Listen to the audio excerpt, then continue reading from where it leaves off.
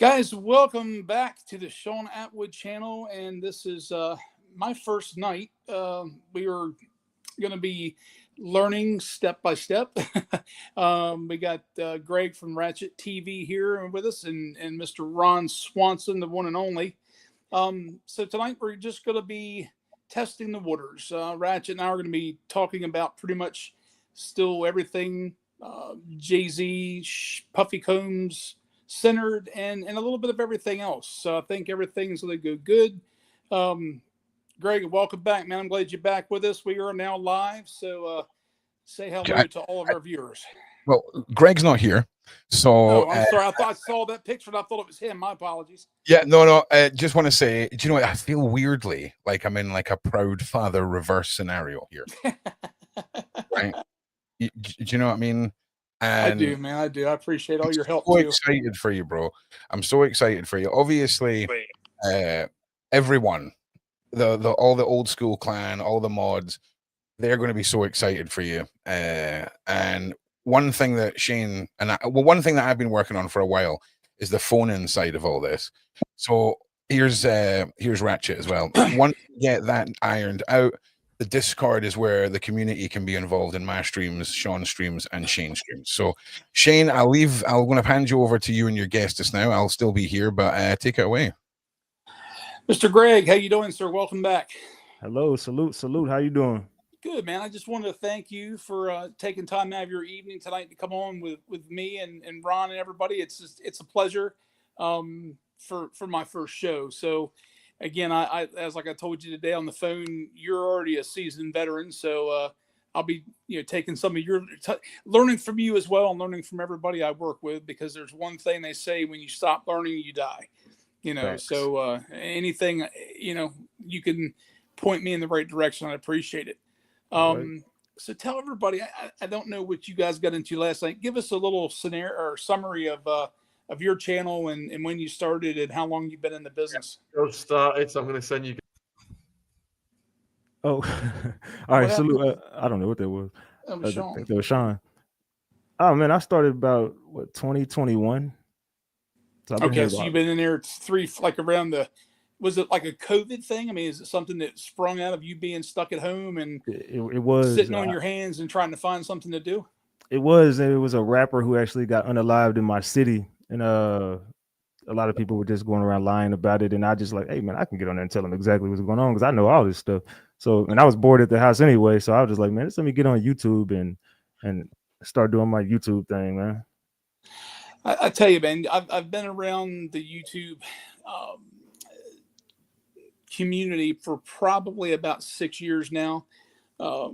Most of it's been with Ron and now with Ron and Sean both. And I can tell you, man, you learn a lot and see everything. I mean, you see different people, you see different lifestyles, and sometimes you see them come together to do some pretty good things. Go ahead. I'm sorry. Sorry, what I was going to say is what interesting is what you're saying there, right? Is you have the people that put their face to their internet persona and who have pride in what they do. And you also have those who hide within the darkness. And that's where you see humanity when they think that no one is paying attention. Now, just before we continue, and again, I'm not guiding your show. I just wanted to get the boss on here because this is a big moment, man. It's a big moment. Shane, congratulations on your show, man. Thank you guys both. I really appreciate it. It was very unexpected. That's for sure. Yeah, congratulations, man. Salute. Thank you guys both. I'm watching it now on my phone as well. Yeah. So, we have to have the boss come in because it's exciting. It's exciting for me and for Sean because we can go to bed knowing that we've got another block of content handled by somebody who understands the preciousness of the Atwood machine, and I'm excited to see how this goes, man. I really am. Really proud of you, Shane. I really am. Again, I've not done anything other than, support you guys on your end. And it's when you brought it to me, I really didn't think I was going to do it this fast, so, but again, Ron, I salute to you, sir. Again, you've been one of my best friends the past 5 years, and we've been through many trials and tribulations in both of our lives. And I appreciate that. And Sean, what can I say, man? You're a gentleman and a scholar, and I appreciate everything that you've done and allowed me to do. And I'm thoroughly enjoying learning this from two of the best in the business. I appreciate it. Well, we only expect you to break your 12-hour record now, so I'll be back when I wake up. Don't listen to him. Don't listen. Structure, concise audience growth. Do you know what I'm saying? And then you want to have replayability. You're better off having 6 2-hour shows than 1 12-hour show for algorithmic reasons. Don't listen to the overlord, okay? Don't let him corrupt you. Oh my man. Yeah, I need some Red Bull. I've got Gatorade tonight. The Gatorade's not going to cut it on things. So yeah. And keep in mind as well, Maggie, Lady Letitia, even Murph and the mods and things like that. They're all greenlit for dragging people on and all the rest of it, mate. So that's and cool. You've already got 2,000 tuned in live, Shane. That's a hell of a good start. I need to get back to the 6,000 mark. That was fun watching that in your stream. So hopefully I can rock that up a little bit. So just remember, Shane. Just remember, right? Whether it's 2,000 or 12 people, right? I've had lives with 10 people, 12 people in my career, and you just got to have the same passion for 12 people watching as you do for 16,000. And that's the thing. You've got such a great magnetic personality, and you're going to do great. But yeah, no pressure, mate. Don't screw it up. Don't screw the pooch, my G. You get one shot, my guy. One shot. No, I'm kidding. I tell you that, but that's been with being in your community, and a lot of times when you allow a lot of us to come up on the panel to just talk, it's like everybody's saying, "Why do you get nervous being in front of all these people?" I'm like, I'm not. Right now, I'm looking at 4 guys total, and we're sitting here talking. So it's like being around a bar, having a couple of drinks, and just talking about life. And and when you side chat, I got we got some amazing moderators in here that try to be as fair as we can and make sure everything runs smooth. And I know that everything's taken care of. Well, listen, on the subject of us sitting around a bar, we're just going to have a moment here, Shane. Do you remember back in the day, right? Like Sean Atwood's almost at 1 million subscribers, and he just lets us do streams and shows on his channel. Can you imagine telling us back in the day that we one day we're going to be part of a channel with 1 million? Do you know how much I'm going to abuse the system if I get one of the associate play buttons? I'm going to wear that around my leg like a Logan Paul Pokemon card. Do you know what I'm saying? And imagine if we could just go back in time and say to our old selves, don't worry, you're going to be working for Sean Atwood. You're going to hit 1 million subs. He's going to give you such trust and creative freedom to come up with shows like this and give things a chance. I think we would have laughed at ourselves. So I'm really excited for you, bro. And big shout out to the Atwood crew and the Atwood family. Thank you. And big shout out to Greg for being your first guest. And I've put Greg's YouTube channel link in your description box, Shane. Thank you. So we can keep people subbing over there. Well, listen, boss man, I think we should let the pup off the leash. Do you know what I'm saying? Let the pup off the leash, let him tread water, do all of his things. If you wake up tomorrow and this live stream doesn't exist, you know something went wrong. All right. Okay. Look, we're cutting the umbilical cord, Shane. We're going. Yeah. And look, it's all right, boys. I'll be just fine. I got a good co-host tonight, so I think we're gonna go smooth. Everything's gonna be good, man. We finna turn up in here. Let's go. All right. The way for burning the house down, 1 of the 2. Salute. We'll be watching. Salute, Sean and Shane. Thank you. And Ron, salute. Yeah, man. Thank you so much. And just as I'm leaving, I just want to say once again, thank you to all the side chat. I'll see you in the next one. And have a great night, brother. Have a really, really good night. From one techno Viking to another.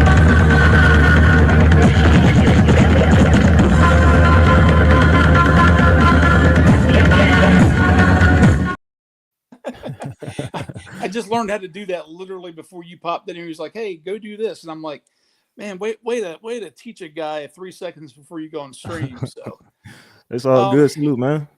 So what you got planned for New Year's Eve, man? You got anything going on? No, I'm just gonna probably do a party on my channel, man. Because it's actually my 4-year anniversary for my YouTube channel. For me, congratulations, sir! You picked a hell of a night to start a YouTube channel. That is awesome.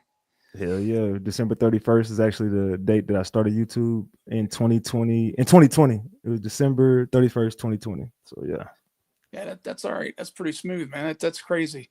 I tell you, and again, time goes by so fast. It's just My father and mother always told me it's like, hey, once you get older, it goes by even quicker. And it's like I feel like I've gone from 30 to 52 in about 3 weeks. Nah, And facts. yeah, This stuff is body crazy, man. feels like it too. It is. That's for sure. So one thing I'm going to throw, it's a little different too, guys. It's and this is something I haven't asked, to throw one in the chat if you think Jay-Z is going to go down. I'm always curious about that. We already know where Puffy's going, but I've talked to some pretty credible sources in regards that they have spoken with Jay-Z, or they've been told by his camp that he's pretty well covered, protected, and with Beyonce, he's not going anywhere. Greg, what do you think about that? I think it's going to be a tough thing to do. I just think that he's protected by a lot of people, but I do think that Jay-Z is a distraction. I think Diddy is a distraction. I think that there's something that we're all missing. I think there's something going on, and it's something bigger, something way bigger. And I think that the fact is we're getting too close to it. So will Jay-Z go to prison? It's unlikely, but I do think that Jay-Z will be put through hell. I pray that he does go, because I know that there's a lot that he has done, but he's just protected by a lot of people, and you're messing with billionaires. When it comes to him and Diddy, you're just messing with a lot of money. So I don't know that he goes down, but I do think that he will get exposed for all he's done. Well, the big thing too is like with Diddy. I mean, Diddy is a lone warrior, not a warrior, a lone perpetrator in the respect where Jay-Z's got Beyonce with him. So you've got twofold the amount of money, the amount of influence, and the amount of power. It's like I asked one of our sources today. I was like, how much involvement do you think Beyonce's got in it? And he said she was really, really deeply embedded in all the things that they're being accused of at this point. So Beyonce is she's a head witch in the industry. She's a Satanist, allegedly. She's definitely not on our side. The girl wants to be praised, and she wants to be looked at as the top dog. She's basically, how can I put it? And she's gotten people out of her way. Every threat to her has been eliminated. Same with Jay-Z, from Tupac to Biggie. And you go to Rihanna, to any girl, you could just, I'm pretty sure the chat will just start name dropping females who have been coming up and been shot down by Beyonce. Everyone who doesn't speak her name, everyone who doesn't congratulate her, everybody who has a bigger record than her, she tries to destroy everybody's career. She's not innocent in any of this. She's just as guilty as Jay-Z in my eyes. Yeah, and it's really sad, because I mean they've got kids, and it's like you look at the person, the the person, the 13-year-old victim that Jay-Z supposedly pulled in and essayed that person. It's like, it blows my mind to think, I guess you've got that much money and power that you can buy everything that the normal person would die for, and the only thing left for you to own, to control, is another human being. It just blows my mind that it comes to that. And they made the comment too, and I don't know if it was you or not today earlier when we were talking, that money truly is the root of all evil. Money's not a bad thing. It's just when you get so much of it, the power, the greed, and everything that comes along with it just puts you in a position where you either join the rest of the club, which would be Diddy and the crew, and doing the things they're doing, or going on your own, like say Cat Williams and a lot of the ones that don't participate in it, and lose a lot of opportunity in your career. That's what blows my mind, and it's crazy. Right. Now, one thing I wanted to ask you too, and like you were saying earlier about they're basically just scratching the surface with Diddy and Jayz when we get pulled into it. Do you think there's any correlation between the Epstein client list and the people that have participated in it? And that's why you're not hearing anything any faster than what's happening, because they're all tied together, and there's a lot of, again, royal names, presidential names, and things of the such, or things like that. There is a network of people. You understand this, right? There's a network of people who take kids, and not only do they take them, they also have you ever heard of the industry thing where they got jars of this red stuff and they put it on their face so they can look young again? And allegedly it's baby Right. I know what you're talking about. okay. I don't want to say it, but you hear what I'm saying. It's babies. I'll just say Yes, that. sir. Children, and they do things to them at that young of an age, and the younger they are, the more youth you'll get. And there's a network of people that take kids, do these things to them, torture, whatever, kidnap, whatever, all type of things. And those are the people controlling everything. So when you're talking about the government, and when you're talking about the industry, where you're talking about Jay-Z and Diddy are just the surface. Those are the people that you can see. You're not seeing the people behind the scenes that are controlling everything. So there's a network of people that are doing this. Epstein was just he was on the surface, the person, he's the face of the organization, but there's people that control him. So those same people that were controlling him are the same people that are controlling Diddy, the same people that are controlling Jay-Z, the same people. So yeah, it's all tied together. There's a criminal organization. You go from the ports to the airports, and I mean the ports about the sea, the ports on the sea. You got the air, you got the underground. These kids are being harvested. So it's all it's all the same like game. Product. They're just like a product they're looked at as a piece of merchandise, and that's it. Put it like this: you can go to a cartel that's out here, and when you rush in for the cartel, you arrest everybody, right? Right. What happens to the kids? And guys, bear with me. I'm moving some things around these cameras. I'm trying to do some things Ron's telling me at the same time, and it's not working. There we go. Okay. Go ahead, buddy. I'm sorry. So what happens to the kids whenever the cartel gets shipped wherever they're going? Everybody in the cartel gets busted, and all the kids are just sitting there. What happens to them? At that point, they're treated just like anything else. They're either discarded, sold, and just again, just like a people like piece Epstein. of merchandise, like you were saying, And you got a waiting list. You got a whole line of them just sitting there, and people handpick them out. They have footage of these kids going to airports with they got hoodies over their face, coats over them. They don't want to be seen. They're running through, and they're like, "Hey, who is this kid yours?" They don't want to talk. They got a badge right here. They're all under a company. These companies they're harvesting, man. They're shipping, and I don't want to say too much, but yeah, definitely. No, you're right. There's a lot going on, and it really blows my mind too that you've got these. Well, I think a lot of it really surprised me when people were throwing out Ellen and Oprah and Denzel and just so many other people that are tied into it. Like you've got the Harvey Weinsteins of the world, the Epstein, Bill Cosby. I mean, it's just crazy to think that there's so many people that I grew up watching and admired and said, man, I'd love to be like them someday. And now are just lined up to get ready to get plucked off because of the crimes they've committed. And it just, some of it's almost so much that it's almost unfathomable that it's true. Do you think everyone that they're pointing fingers at that are all truly that embedded into it? Repeat that question. In other words, that they're throwing so many people out there. Do you think that, like Ellen DeGeneres, 60-year-old, well-to-do, would be embedded in something like this? Oprah, for God's sakes. I mean, she's a billionaire and started out modestly. The two names you just named, Ellen. If you look at the set of her show, the background is Epstein Island. Yeah, I didn't realize that, the building with the blue and the stripes and everything. It's putting it right in your face. A lot of this stuff the thing about the elites, they have a rule that hide everything in plain sight.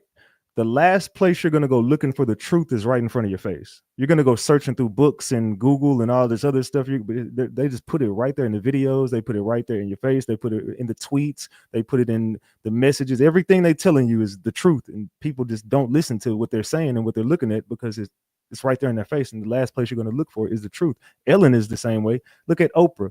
She just went and said that I need help with Maui. Everybody come help me. Why would you ask for the public's help when you got more money than all of us? You're a billionaire. What you need our money for? How much did you put in? Also, why didn't you talk about the school you had in Maui and all those kids went missing? And you're not even speaking about the 1,300 kids that went missing in Maui. Also, that was your second time doing that because you was in South Africa with a school for girls and all those girls went missing. Still this day, no one talks about what Oprah had going on. No one talks about Ellen. She just left the country. Why did she leave? Yeah, I know, right? So yeah, they're all tied into this. Well, and that's the thing too. It's like, they make it that obvious. You would think that law enforcement and usually the agencies with the three letters, if there's that much, I guess, hearsay at this point that Ellen's involved, why wouldn't they pull her passport, detain her for say 30 days, or put her under investigation? So to me, it's like either they've got enough to do that, or they don't have enough and they just let them go and take the risk that they may never come back. So I thought that was what Diddy would do. I thought when they started, beat down the doors on Diddy, that he was going to take either hop another jet, take a friend's plane because they're watching his, and just get out of the country with his sons. And he stayed. He didn't even clean his house out. I mean, 1,000 bottles of lube that's laced with a drug. I mean, why wouldn't the house been wiped spotless? He's that arrogant, like you said, in plain sight, to leave it there to say, hey, you're not going to do a damn thing. I can have this. I'm untouchable. I mean, that's just, I guess that's like all of them are doing that now. And they just think they're too much. And it's starting to, the noose is starting to tighten around the neck as far as them trying to get away, and they're not going to go anywhere. They can't at this point. But the same people exposing you are the same people that are a part of the whole thing. I mean, yeah, people want to say, okay, why won't the police do nothing? Why won't these people do nothing? These people, I don't want to name people, but just think about the higher up you go, why won't they do anything? Because they're the ones buying the kids. They're supplying the kids and buying the kids. Why would, you know what I'm saying? They're the ones that are doing all this stuff to these women, and how many body cams go off and women get essayed and things like that of that nature. So the people that are protecting you are not protecting you. And that's kind of what me and Jaguar Wright were talking about. You got people that are supposed to protect and serve it. So you can't expose the exposers.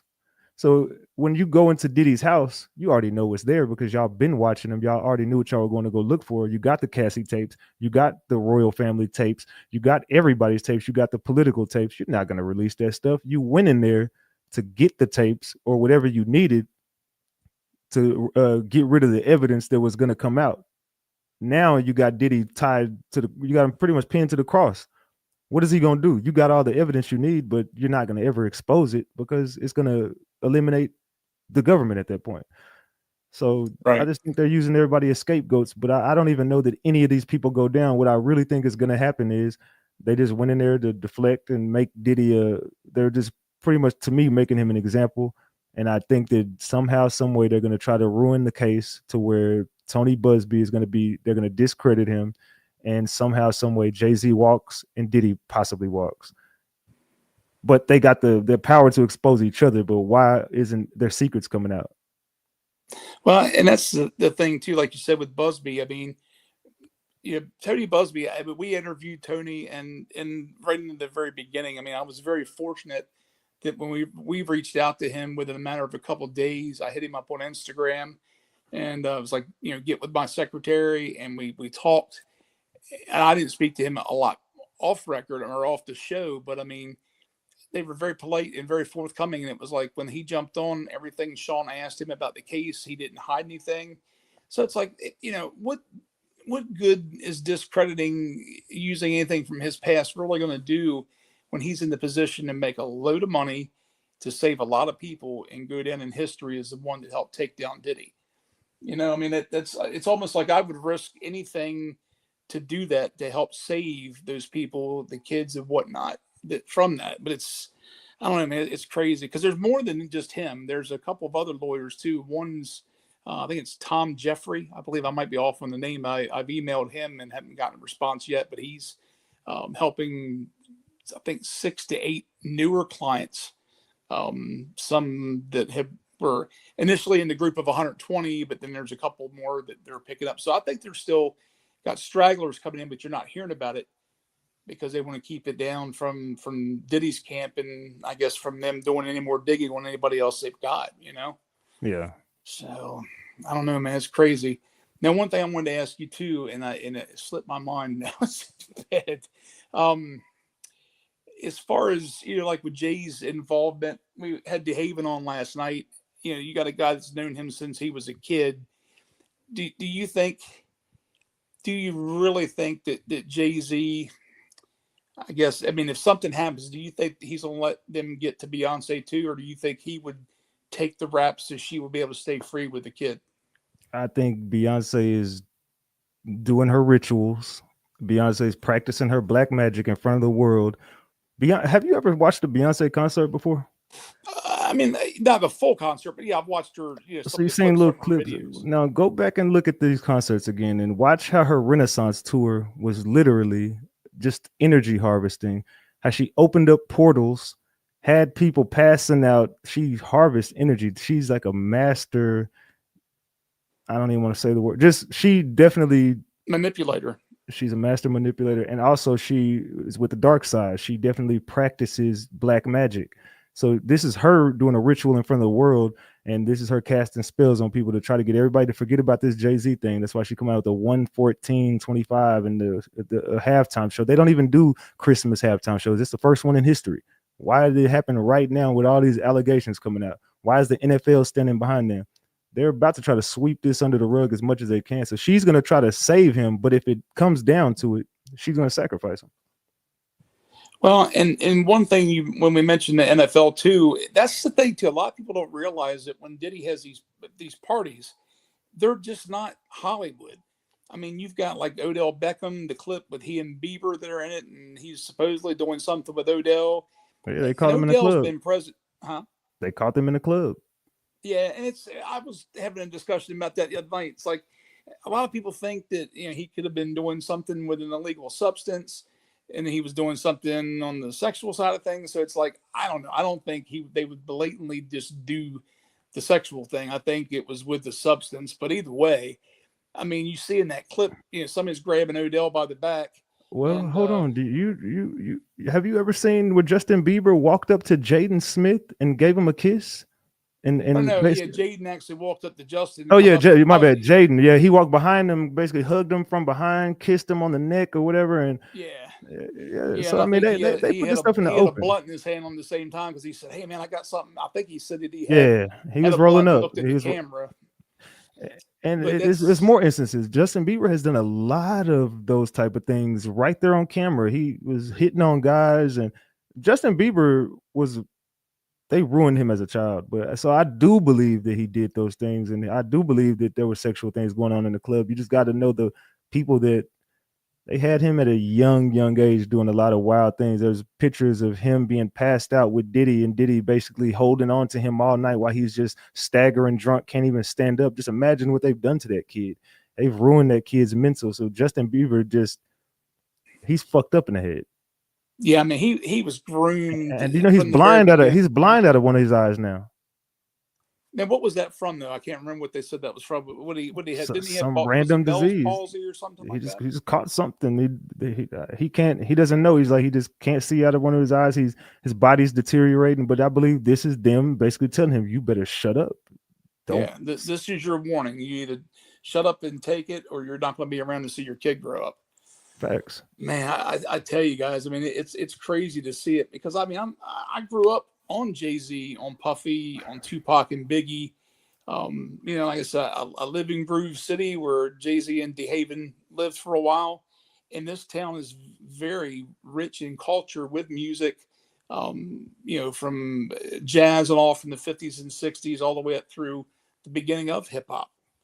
I've grown up around that, and just to see this in the industry now is even though, I'm not part of that culture or the race. I mean, I still love the music and I love a lot of the people that are in it. And it hurts, in an emotional way to think that these people that I looked up to as a child or as a teenager, because we were about the same age, are now in this type of position. And it just blows my mind, Yeah.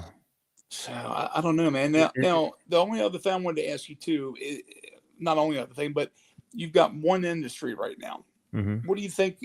And that's what I was getting at too with talking about Odell. There's plenty of sports stars that have gone to these parties too. Is there anybody out there that stands out to you? Say either basketball, NBA, NFL. LeBron James. Really, you think Bron was? I know he's been there, but I mean, do you think him being the family man that he is and squeaky clean? So you really think that Bron did that? LeBron is in a maid outfit at a Diddy party. Yeah, I saw that and I thought it was Photoshop, but a lot of people said it was But real. see, that's the scary thing. They're gonna blame everything on AI. They're gonna all it's so AI has gotten so technology has gotten so scary now we can't tell. It's kind of very hard. Like the line is getting real thin. Like we can't tell AI from real no more. So everybody, oh, that was just AI. So of course, it was real. And Yeah, he's it's been like even that song, the Diddy Party song that they said Justin Bieber did. That's not him. That's AI. They proved that it wasn't him. Exactly. And it's it like sounds just like him. And the words and the lines that are in that are pretty hard hitting. You know. It's hard to tell because it sounds exactly like Justin Bieber singing that song. Oh But, yeah, so yeah. I mean, dude, I've heard new Tupac music and everything that they've had on the radio, or not on the radio, but on like Facebook Reels and all.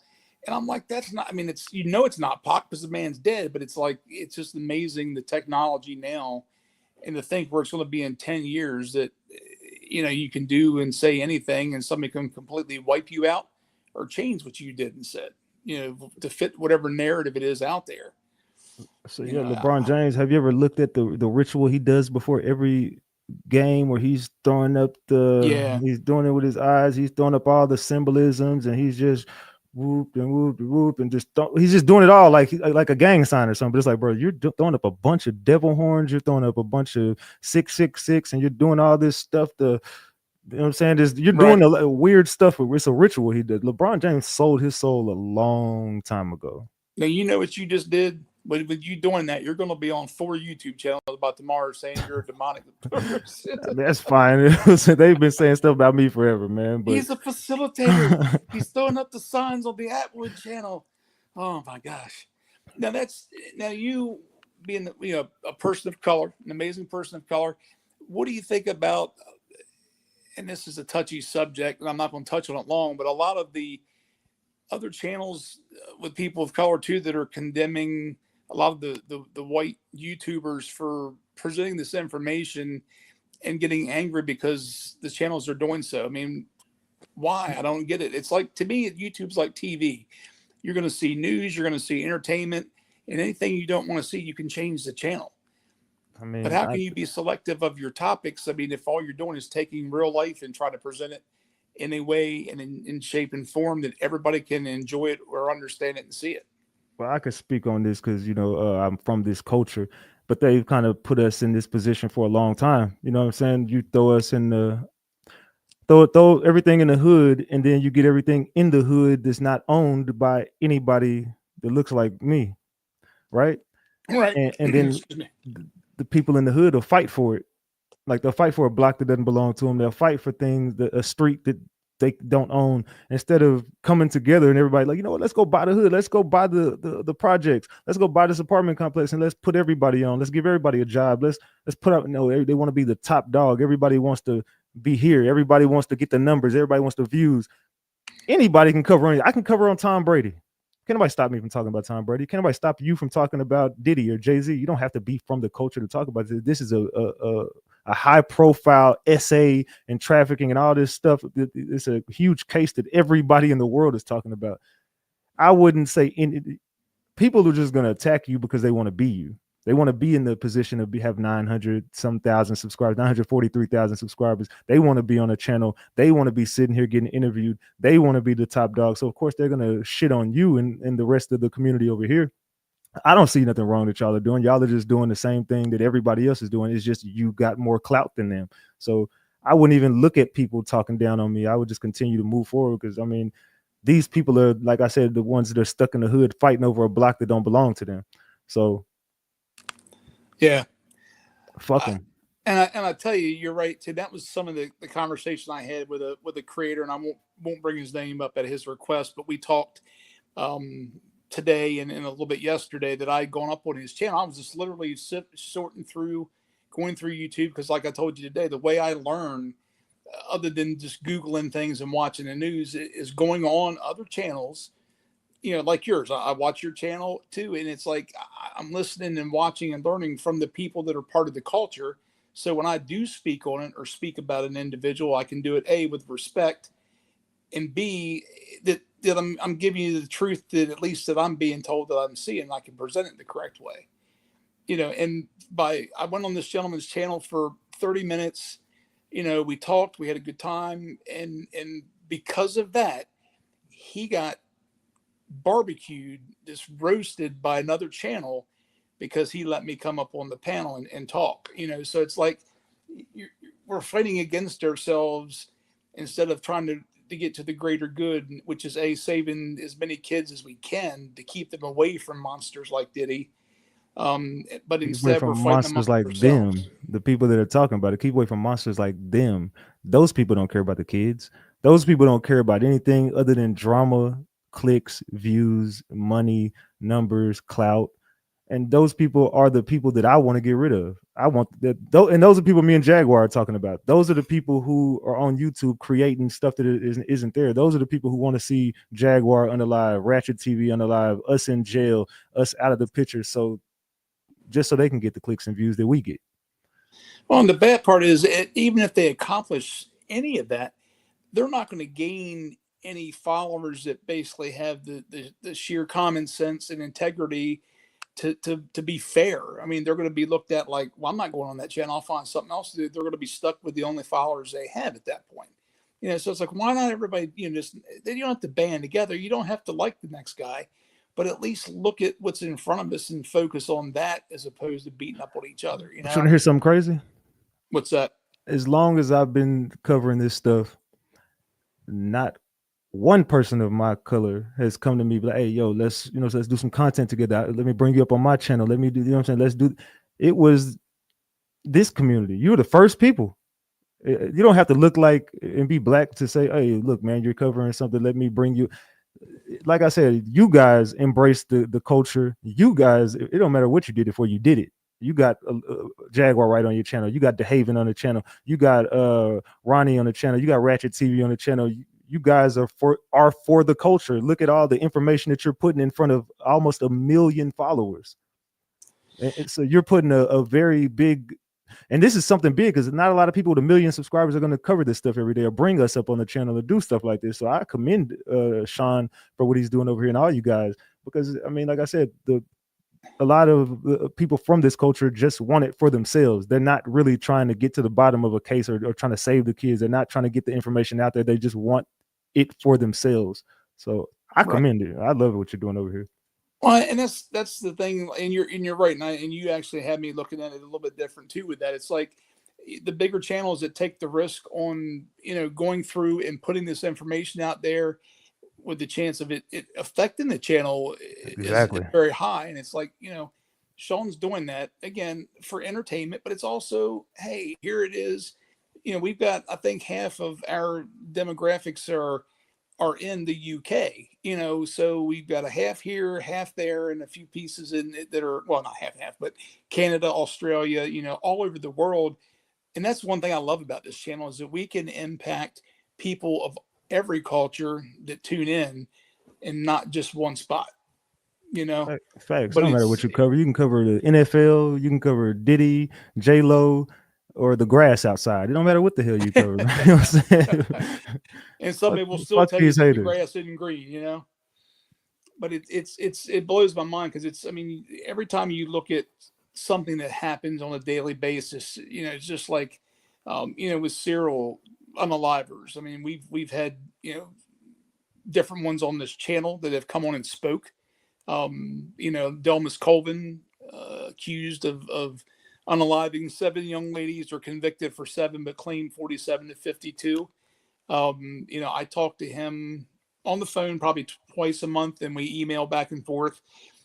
And everybody's like, why do you take the time to do that? Da, da, da, da. I'm like, you know, building some type of relationship. Sometimes if he talks and gives up somebody, that helps give closure, you know, but it's just, I don't know. I kind of lost my train of thought with where I was going with that, but it's like, you have to take a risk and put the type of content out that people want to watch. If you're not, you're going to stay at 10,000 people and have your little crew, but you're not going to grow. And again, you're not going to be known as a channel that's there for everybody, every shape, color, and you know, in religion. I mean, that's what we try to do, is be fair and be frequent and give everybody the content they want to watch.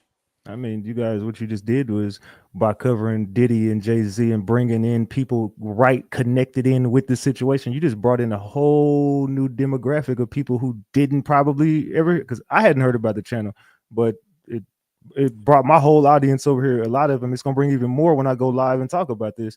So, in Jaguar Wright's audience, DeHaven's audience, Big Homie CC's audience, everybody's audience, you're just bringing in more and more people to tune into what you guys got going on. So you're pretty much opening eyes and putting a target on the industry. So, like I said, it's a channel with 1 million subscribers almost. It's gonna hit 1 million in 2025. Yeah, I hope so. That'd be great. And shout out to the Ratchet TV community and Greg for coming in and bringing people. You know, you guys are welcome. Make it your second home. We're here to enjoy each other and have a good time. You know, so. But that's I tell you, Ben, it's a crazy world with YouTube. You know, you never know what's going to happen. They're going to change the rules. They're going to change this. They're going to change that. It's just something you got to be careful of. And that's why, like everybody said, why didn't I start a channel a few years ago? I'm like, I don't have the patience like Ron and Sean do.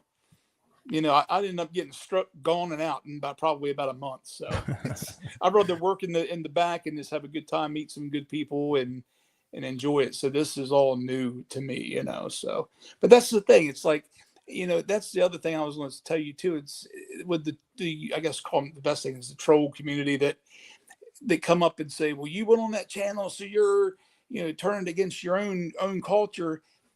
But it's like, you know, Ronnie Bo, man, Ronnie's bad. I love Ron. I mean, bad in a good way, but Ronnie's, you know, he's solid. He loves his people. He loves his music. And he and I talked, he was like, you know, really surprised too that how people react now. This man went missing the other night. We stayed on for 12 hours and talked about it the whole night. We called him on live and we were trying to find him. And that alone shows a little bit of loyalty to people we try to be friends with and stay close with. Facts. You know, it's like, and I told him a lot of them too. It's like, hey, you know, I get to meet so many cool people, you know, being the guy that helps book the guest. You know, calling you and we talked today, you know, talking to Ronnie, I can call Big Homie if I need something. You know, Courtney, even though everybody's mixed on Courtney still, but he's been quiet and he has helped so much doing different things. So it's like in Jaguar, God bless her, love the ground, worship the ground she walks on at this point. She's been amazing. You know, and we're all different colors and color does not come up 1 second when we're all talking and hanging out and chilling out together and working together. You know, but then I see that these other channels go on and start beating up on their own people because they're associating with us. I'm like, that was 30 years ago. Haven't we moved out of that neighborhood yet? You know, what do you think on that? I mean, some people, like I said, they're gonna get stuck they're gonna get stuck in one spot, and like you said, they're gonna always forever be right there with the same crew of people that they came in with. Nobody really knows how to elevate, and I think that this channel is definitely elevating. And you see, you're moving from community to community to community, doing different shit. You're talking about 1 second drones, next second Diddy. Like I said, man, it's dope what y'all are doing over here. So I just keep doing what I'm doing. I wouldn't even worry about none of the haters, man. That's a part of the game. People gonna hate you. They're gonna ridicule you. That's what they're here for. Like Jaguar was saying, there's a lot of people that have been sent here as agents of destruction. There are people people are paid to sit on YouTube. People are paid to get on these platforms. People that get paid to be your moderator, get close to you, get next to you, and try to destroy you. So I would just take everything with a grain of salt, man. I don't even look at these haters. I know that there are some people that are in the chats and people that might be on the team and might not be here for me, might not be here for you. You probably got people out there who are against you and you don't even know it, but you'll find out, man. Just keep God first, and that's all I can say, man. Just keep God first and just stay prayed up. You'll be all right. That's 100% correct. No matter what your beliefs are, you got to have faith in a higher power at some point, and everything will keep you on the straight and narrow. That's for certain. So do you have anything coming up big on your channel that you can talk about anytime soon? Yeah, I got some more information on Jayz and Beyonce actually coming up tonight. Me and Jaguar actually are gonna we're gonna figure out a way. We're gonna do something together tonight too. She's going live at the same time I'm going live, so we're gonna do a tag team duo tonight and expose a lot of stuff. So that's that's cool. I mean, we get done, like I told you earlier, man, we'll jump in there and we'll definitely get in there and watch you guys. That was unexpected too. So I'm glad you guys got a chance to talk and get things back in a good direction. Because again, Jag is an amazing personality. I mean, I watched her before we even met her, and I'm thinking this woman has been coming out and telling people for years the same stories, the same things to try to get somebody's attention, to try to help out and say, hey, look, guys, this stuff is right in front of your face. I've got receipts, or I've got people with receipts, and nobody listened. And it finally, took what it took to get the law enforcement to do something. And then now she comes out and is still trying to tell things. And then again, she gets crucified for doing that. And it's like, I guess, and like these trolls, everywhere you go, you try to take 2 steps up, and then you get knocked 3 steps down, and you make that fight over and over again. And again, I commend Jaguar for even stepping out, again, in a community that can make you disappear in a heartbeat. Facts. I mean, it ain't no joke, that's for sure. Yeah, she's going through a lot behind the scenes as well. No, she got she got some police stuff going on as well as I do.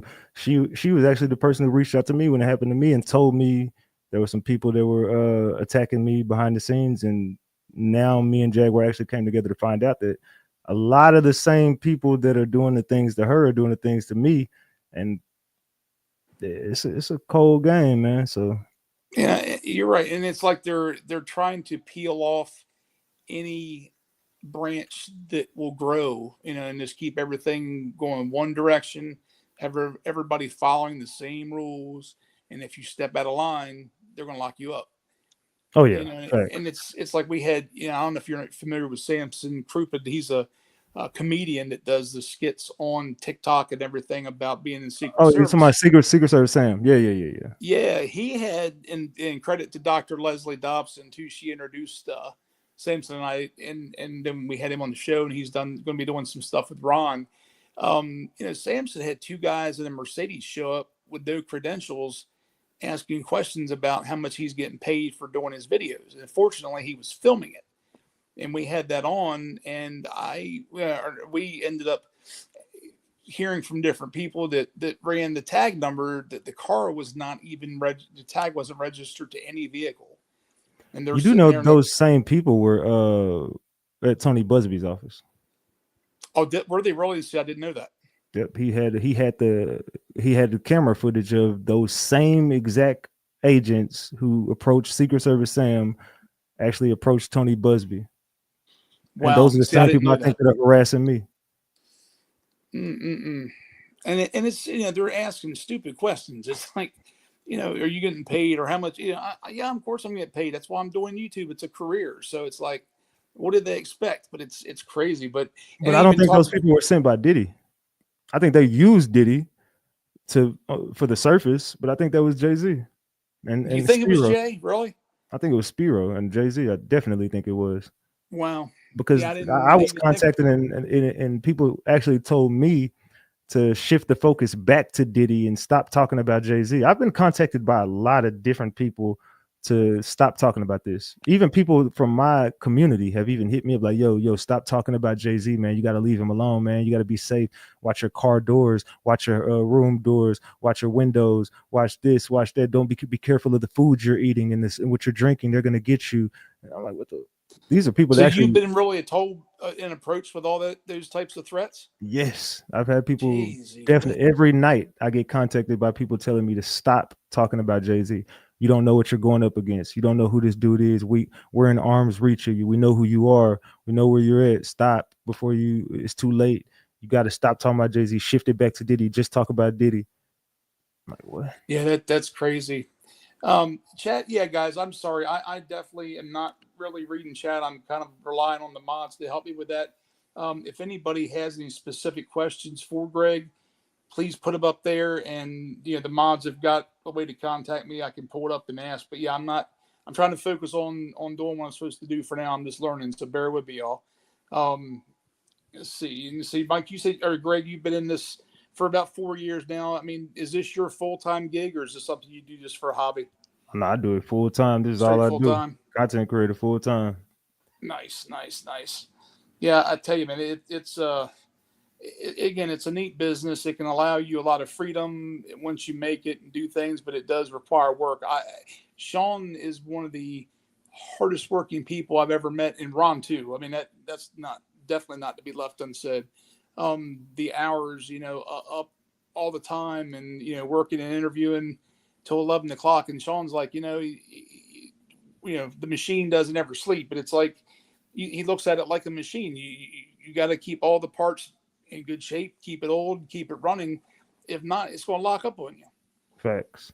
And that's and Sean's been doing this for probably 5, 10, 15 years altogether between the books and everything. And it's amazing to learn from somebody like that, to see that the amount of time and effort put in, but you also reap the rewards of what your efforts are. Ron, again, too. Ron's been, with the channel that he built with 100,000 subscribers, and it got taken down because some of the PDF files that he would go after decided they did, they just flagged it and took it down, and they did it twice. That's the thing. They protect those people. Well, it's like, you would think that would discourage the average person. And a lot of people think that he doesn't get involved in any of that. It's not that. He still fights and does things for kids and all over the world. It's just, you can't risk putting it here. Yeah, you can't. I've learned that over the years that I've done this. There's certain things are just better off unsaid. And it's crazy as it is. And I know we want to help and save the kids. And it's just certain stuff we just can't do. And we can't talk about, like when I know that I went to talk about the list, from that island. And as soon as I did, boy, they gave me a stern warning. You keep talking about, they didn't tell me this, but obviously it basically was, if you keep talking about this, you're done. And I never talked about it again. Yeah, I mean, sometimes you got to listen instead of going against the grain, because it can definitely, they ain't playing, that's for sure. And if you've got family and you've got friends and all, sometimes you got to look at the risk versus the reward. I mean, what are you going to lose if you keep pushing the wrong buttons at that point? Facts. It's crazy. I got one viewer said Shane has a preacher's voice. I want to hear him say, "Trust God," at least once. So that was my down south preacher's voice. So, but yeah, I've been said I sound like Bill Clinton all the way up to a preacher. Oh, you do now. sound So like Bill Clinton. Do I really? You sound exactly like Bill Clinton. I just noticed that. Man, I hate that man. Damn, Greg. Oh my. I tell you though, but again, it's been a big, big time for BB with these guys, because they're definitely a good pair to learn from and to just work with. Now, I said a lot of people know my life changed 3 years ago. I woke up paralyzed and lost a job, the whole works and changed. I'm at home now all the time, so this working with these guys is basically taking a lot off my mind, making me a little bit sharper by working again, and just having two good guys to work with that I can call two very good friends and all. So, but does anybody have any questions in here before we let Mr. Greg roll out? So he's got some live streaming he wants to do here soon. So let me see if there's anything popping up. Greg, is there anything else you want to spit out there for us right at this point in time? Yeah, man. I do want to say that Jag is 100% right, but we have to save the kids. And that's the reason why I never will stop doing this. I never will stop exposing these people. And I'm never going to be scared. I'm never going to be intimidated, bullied.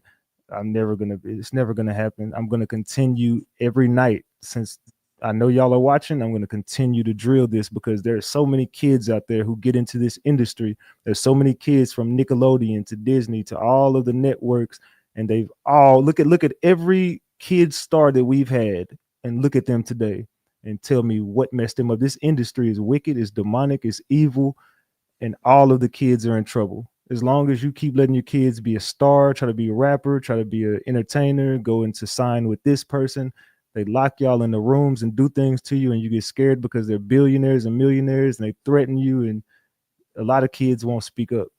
Some do, and then they get silenced. A lot of them end up being drug addicts. A lot of them end up being escorts. A lot of them grow up and they look at them like they're crazy. Look at Orlando Brown. Look at I don't even believe Britney Spears is Britney Spears, but just look at all the yeah, poor thing.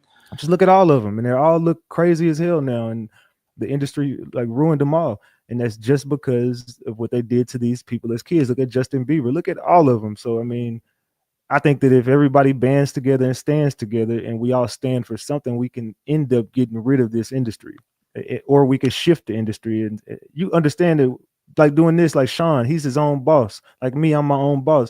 We came together and figured out we don't need them. You don't need to sign to a record label. You can get on here and be your own record label. You don't need to sign to this entertainment company. You can go do your own thing. You go be a star on YouTube. Go be a star on TikTok. Look at how many people are stars and millionaires based off of them now. So I mean, the industry knows we don't need them anymore. But that's why you get stuff like AI to let you know we don't need y'all. So it's a scary thing we're going up against. But I just think that we all should continue to do what we're doing, man, and just like I said, stay prayed up. But it's all about the kids, man. We have to save the kids. Well, we were looking at statistics last night, and a lot of people when we'll see comments that here and there, it's like, what are you doing to save the kids? It's like, and this is the one that gets me too, is like, how much money has Sean Atwood donated to help the kids? And I'm like, not every YouTuber that has this many subscribers makes $50 million a year. It's like, they have families, they have bills, they have people that work for them, like Ron, like me. Sean's got 2 or 3 I think 2 studios in London. He does in different parts of his area he lives in. He's maintaining an entire business, not including the book side of things. So by giving people time on the platform, that's the giving back. It's like you're going to reach you're not going to hit everybody on the channel, but anytime, like right now, we've got 2,000 people here, 400 or 500 people on Twitter listening to you and I just chilling and talking about things. So anytime you can get anything out there, awareness is an amazing tool, because you're teaching. One person may hear you, and then all of a sudden, see some little kid holding up 4 fingers and know that that's the sign that they're in trouble, or a girl, where any other time they would have thought they were being waved at. And they may do something. It all starts with one child. You can't realistically say we're going to go get all of it. One at a time is better than nothing at all. I mean, you're putting awareness for the kids. I mean, you're using your platform to speak on things that could end up screwing up your platform. Like, you run the risk of, you're risking your platform at the end of the day by some of the things that you talk about. So what are you doing for the kids? You're putting eyeballs on everything these people are doing and risking your whole platform. Because I mean, you can go talk about golf. You can go talk about whatever. You got 900,000 subscribers. I'm pretty sure you can talk about whatever you want to over here, but you're choosing to put the attention on the kids. You're choosing to put the attention on the industry and the people that are ruining the world. I won't even say America. They're ruining the whole world. But yeah, like I said, man, you're using your platform to do the greater good of humanity. So forget what they say. It don't matter how much money you pay. He could pay $0 or he could pay $1 million a year. It don't matter, as long as he's pushing this message out there. That's my opinion. And you're right, 100%. And it's like the statistics I was talking about. It was something like 800,000 children worldwide go missing every year, 460,000 from the U.S. alone. And I think that broke down to about 2,300 children a day. But the part that blew my mind was that 9 out of 10, I think it was 9 out of 10 or 8 out of 10, were runaways. So you got they're alleged runaways. I don't even believe I'm sorry, alleged runaways. Yeah, there's no way to prove it. But you think about it in that perspective, then you've got kids that are leaving because their home life is so bad.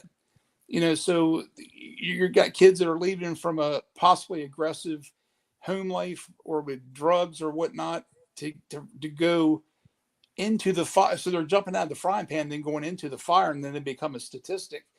So you've got kids that some of them don't want to be found, and it's like, you're going to do work. And how do you know you're doing the right work or picking the right kid to find you? You don't. Just do what you can. But it's still, like I said, those numbers blew my mind when I saw that, especially the part about the alleged runaways. I'm thinking, so you've only got, 100,000 kids that were taken against their will. I mean, I don't know. Do you think those are skewed at all? No, I think a lot of the runaways are traffic victims. Those are the people that are underground. Those are the people on those ports. Those are the people that, and you'll never see them again. I mean, we'll never see none of them. And there's really nothing we could do except for put the attention. I mean, there's so many kids underground. There's so many on ports. There's so many that getting flown somewhere across the world, and we'll never know nothing. And there's no way to know. So I don't know what the hell we can do, man. It's getting bad, bro. Like, and there's a lot of, you see the workers all across here and there, and those are victims of trafficking. And a lot of them were people that they knew. It's scary. I mean, my son now is 29. He's a police officer, just did that out of the Army, and is fostering to adopt 2 little boys that are 2 and 3 years old. They're from a family of 7 that are African American and Puerto Rican. So my little big grandbabies are a dark caramel color band. They're beautiful kids, and it's like thinking these 2 little boys were taken out of a home that's abuse is happening, drugs are happening, and there's still 7 more. I think it was 7 total or 9. I can't remember, but there's still 5 or 6 more kids there, and she's got one on the way into this type of household. So again, when I go back to looking at the runaway figures, I'm thinking some of those kids, yeah, they're running, but they're running from that right. Type of life, and it's like, what the hell do you do as a person like you and I at this point? It's like, what can you do other than give money, find the right organizations to volunteer or do anything? Because again, saving one at a time, it's got to start with 1 at a time or 10 at a time or whatever can be done. But it's going to be a big fight because again, it's worldwide. That's the thing too. And you got other countries that just don't give a damn. Oh no, they don't, because those are the ones that are enabling it. Yeah, well, that's right. You got a lot of officials that are in the group and making extra cash flow on the side just by letting things happen. They may not even specifically know what it is. They said, "Hey, I got this shipping container coming in this week. We don't need it inspected."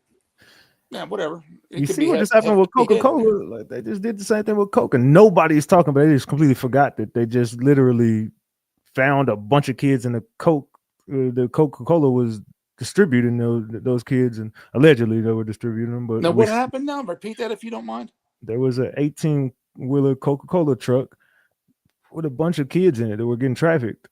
They were trafficking them with the Coca-Cola trucks. And wow, I had not heard that. I got to turn the news on a little bit more. Of course you haven't, because they don't want this story out there. What about the hidden tunnels in Disneyland? What about the hidden rooms? They had someone sneak in the Disney World and expose all of these hidden rooms and weird. They got beds in there and all type. It's weird. Like, if you go research these people, man, it's some sick stuff going on in it, and they're using our kids to get the job done. The kids are the main thing that they're ushering kids into the industry, and you got a lot of people going to hold your kids' hand and walk them right into the laps of traffickers. They're walking them right into the laps of people who are going to take advantage of them and destroy their lives. And the kids are never going to speak about it because you got a millionaire who just did something to you, and he's threatening you and telling you this, and your family. And then if it does come out, your family will get a $50 million settlement check, and you won't never hear about it again. Yeah, that's very true. Very sorry about the phone in the background. I got a phone laying right here. I can't find it. No, you good. Well, I turned it on earlier and I set it down. I think it fell behind the table, and I can't find the phone. It's never mind. Now, as far as, again, with big business too, a lot of the companies that started back at the turn of the century and that have built up and have been around for 100, 120 years, do you think there's any company in particular that may be facilitating anything like this other than Disney, or has anything involved in, what I'm saying is, who else do you think that may be involved in the same type of thing, the trafficking or just the rituals and things like that? Vanguard, BlackRock. Damn. And then say here again, you got BlackRock that's controlling $11 trillion in assets every year. And that's did you know that those drones that were up in the air, one of them fell, and people did the tracking on some of these drones, and they were allegedly tied right into BlackRock. Those drones came right into them. And if you look at what we did with they actually got the documents online where a lot of the American people put the bid in for the what is it called? I can't think of the name right now, but patent for these the same things we're looking at right there above you are the same patent that they already applied for, and you're looking at them and you're just like, hold on, wait. And then you find out that they went through BlackRock to get them, and it's like they're behind a lot of this stuff, bro, like a lot. So that company, I just think, is very demonic. Now, do you think that they would ever get exposed because of the size and the amount of money they got? No, you're gonna, a lot of people gonna die before they get exposed. Yeah, that's true too. And YouTube, I'm sorry, I used the T word and ends in a G word instead of the word transporting. So my apologies, YouTube. So it's really hard, and I love YouTube, but again, getting used to saying a word, I can understand a curse word or a harsh word or crime, or, you know what I'm saying, a hard R. Well, you can't say something that's regarding, you know, a bunch of cars stuck in line on the road. Yeah, You know, I get it. Traffic is crazy out there. Yeah, that's the one we can't say. I'm talking about the traffic in the streets. Oh yeah. I got Yeah. you. I got you. I'm with you. Yeah, especially after work, you know, traffic's crazy. Yeah, backed up. Yeah. And well, one thing I wanted to ask too, and this I never got really involved in to hearing about the backing of this, but you remember the incident with Wayfair? No, which one? Wayfair was, and I think Ellen was part of that too. Wayfair was selling certain pieces of furniture for $5,000 or $10,000, and when you would click on it, the name of the furniture went back to a particular child that happened to be missing, and it was alleged that they were actually shipping and selling kids with this furniture. And I mean, again, you go on Wayfair, you look at a sofa, and it's going to cost you $10,000. Does that make any sense? Mm-mm. But they did it. I mean, they pulled up websites and had on the screen and everything, and then all of a sudden it stopped. So That's crazy. I think one of them tied back and went back that Ellen was advertising it, was getting paid, and they had her on there, and it was showing a $10,000. I think it was a refrigerator or something, or a chest of drawers. And but that you hear that was out for a bit. You know, Ellen and Jayz, you know, they were also had the clothing line thing with it was like the flood. It starts with a B, flood. With the face right here with the kid, and it goes back to Tom Hanks in that Castaway movie. And if you with the volleyball, yeah. That's the island, though. You know what I'm saying? They put it right in your face. And Jay-Z was tied into this. He was wearing it. Ellen was wearing it, and then they got the what is it? Domino's gate, right? You know what I'm talking about? So yeah, slices of Domino's, and they all use these words, and they're going. It's sick, bro. Like if you just pay attention, they put it right. Like they literally just shove it in your face, and no one notices it. They're basically telling you, "Look, we love kids." Well, that's the thing too. You're right. I think they do more than what anybody else would do, just to see how far they can push it before they get caught. Well, they're out of luck now. So I got a question here from Miss Natalie Luis.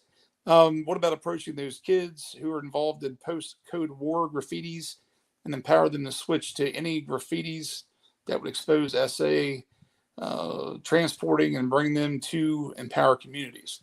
Maybe I'm reading that wrong. Post-war. It'll be hard then. I don't want to really approach kids, you know. No, yeah, you can't anymore. I mean, it's really, you know, you got to be very, very careful and tread on thin ice on that one. That's a hard one. Yeah, it's kind of hard to do that again. What about okay, approaching the kids that are what is post-Code War graffitis? I don't have no idea what they're talking about. Yeah, Natalie, I'd love to answer that, but I don't really quite get what you're saying. All I can say about that is I don't want to approach no kids about nothing. So no, not at all. That's a tough, and that's a shame you can't do that. But it's just crazy. I understand what you're saying, though. Trust me. I mean, I get what I think you're trying to say, to like approach kids and try to empower them to expose the evils. But I mean, how can you really approach a kid? You know, so. No, you're right. You're right.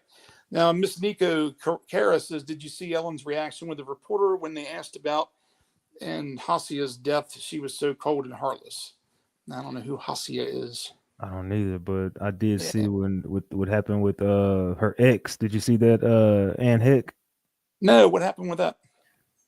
well, she was allegedly about to do some exposing, and she ended up getting into like what it was a car accident, and they were taking her in on the ambulance, and as they were put, it was like the helicopter was Yeah, above, and then Ann Hesh. That's right, Ann she Hesh. She pops set up, it up. she pops out the damn thing when she was still alive, and then they ended up taking her out. Yeah, and dude, she was in a straight body bag too. I mean, she wasn't just covered up to the neck. They had her wrapped in a body bag, She and you popped see out her the sit body up, bag. and then yeah, she sits up, and then the EMT slams her back down. And they shove her in the back, and they're gone. It's like you would have thought they would have stopped and went, oh yo, she's still alive, and checked on her or whatever. She knew too much. She knew Ellen's secrets. Like Ellen was about to get exposed for a lot. That's why her show stopped. And then you remember what happened with Twitch. They found him in a motel room, and they said he did it to himself. And Man, he that broke was my heart because I really respected Twitch. I liked him. I like watching people he dance knew too, too and much. dude was talented and everything too. Yeah, and well, again, see that's now too in my head. Then at the time it was why. Now it's all making sense. Now all this stuff is coming out. You're starting to look at it like they were putting it right in our face, and we just never put the signs were right there in our face. And we just didn't pay attention to them. Like all of these people that were taken out were about to expose something or knew too much about something, and they just had to silence them in some type of way. It happened with a lot with Jayz. It happened a lot with Diddy. Like all those people who got took out around him, and you notice how all of them died from the same thing, pneumonia. Every single one died from pneumonia. Well, and two, I think that is because one, you can spread it very easily. It's airborne, and then on top of it, what it does with each individual, because I've had it years ago, and I had a parent that just recently had it. It'll open up an invitation for multiple different other ways to die or to be unalived. And that's the thing, it always affects the lungs. So, I mean, you got to have good lungs to live. So you can get an infection and all of a sudden you're gone. So it's scary to think that they can just inject something that quick in you that can form its own, sickle and take you out of here, I mean, it happened to Kim Porter. It Yeah. happened to Brittany Murphy and her husband. Happened to Uncle Ron. All of these people that are connected to you who were about to expose you. Every single one. Who was a Heavy D? Yeah, right. That's right. What is his name? Andre Harrell. All of them. Everybody who knew your secrets or could expose you and you couldn't control. Every last one of them died the exact same way. There's no such thing as a coincidence. It's like Big Homie CC. I think he said that he had pneumonia, I think 2 or 3 times. And look who he's been exposing. Yeah, I mean, and he's Homie's no joke. I mean, and that's the thing. The man, guys, he's got hopefully some good things coming with us soon. I mean, he just isn't a bodyguard. I mean, he thoroughly is involved in helping organizations do things for kids, and it's really impressive the kind of man that guy is. A lot of people say, "Oh, he's just a bodyguard." No. A Big Homie's a facilitator of getting people help. I mean, it's pretty amazing what he's doing. Again, things I can't really bring up at this point in time, but something that you guys will see soon. Looks like we got the immortal Biggie Shack. Says, do you think there are some channels on YouTube that are plants, like industry plants? Yes. I think that people are here to not cover stories, but to cover them up. Like you got a bunch of information out there that people like me and Jaguar, you guys are giving out.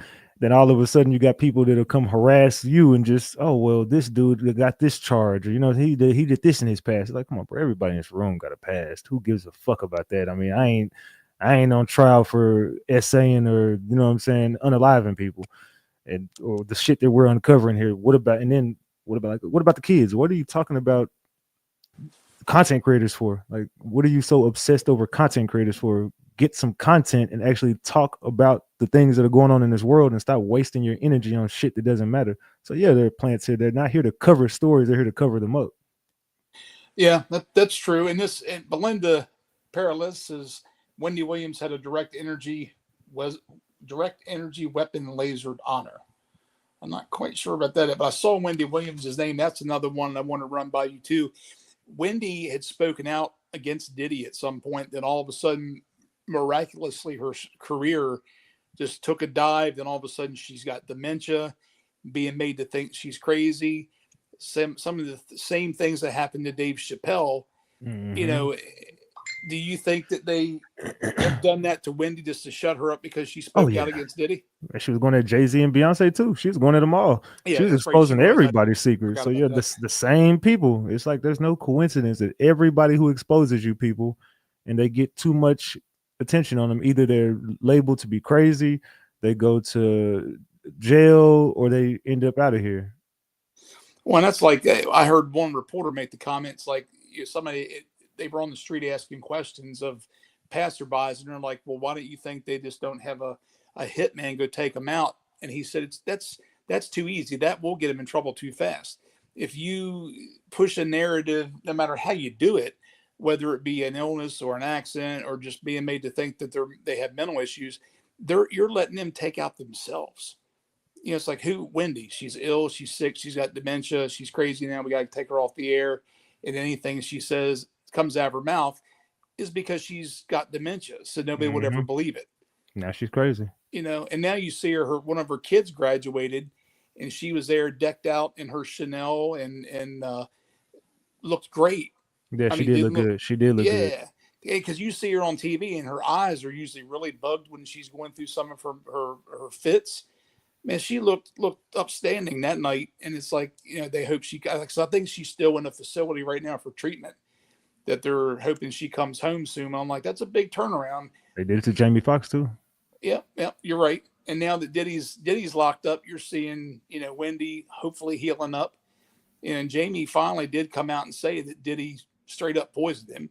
Fact, you know, it took a while, but I'm hoping, guys, that we've got Big Homie's got a friend named Big Duggar CC, and he was at a JB Fox party and has a pretty crazy story on that one. I'm hoping we'll be having him on soon to tell from another perspective of you know, some of the elite's bodyguards, and that would be Big Duggar. So shout out to Big Duggar and Big Homie. Hopefully we'll be getting both of those guys back on soon. So shout out to them. Yeah, man. I'll tell you what, they're good people, and it's like having people from a different culture, different countries, and things like that coming together for the greater good is what I like seeing, you know. And it's like what some of our friends in these other channels that are coming at the creators, even like Sean, and you know, they're pulling up the records and history, and it's like Sean's very transparent. The man's written books about his history. He's told you what he did to be locked up. He's told you what he did since he's been home.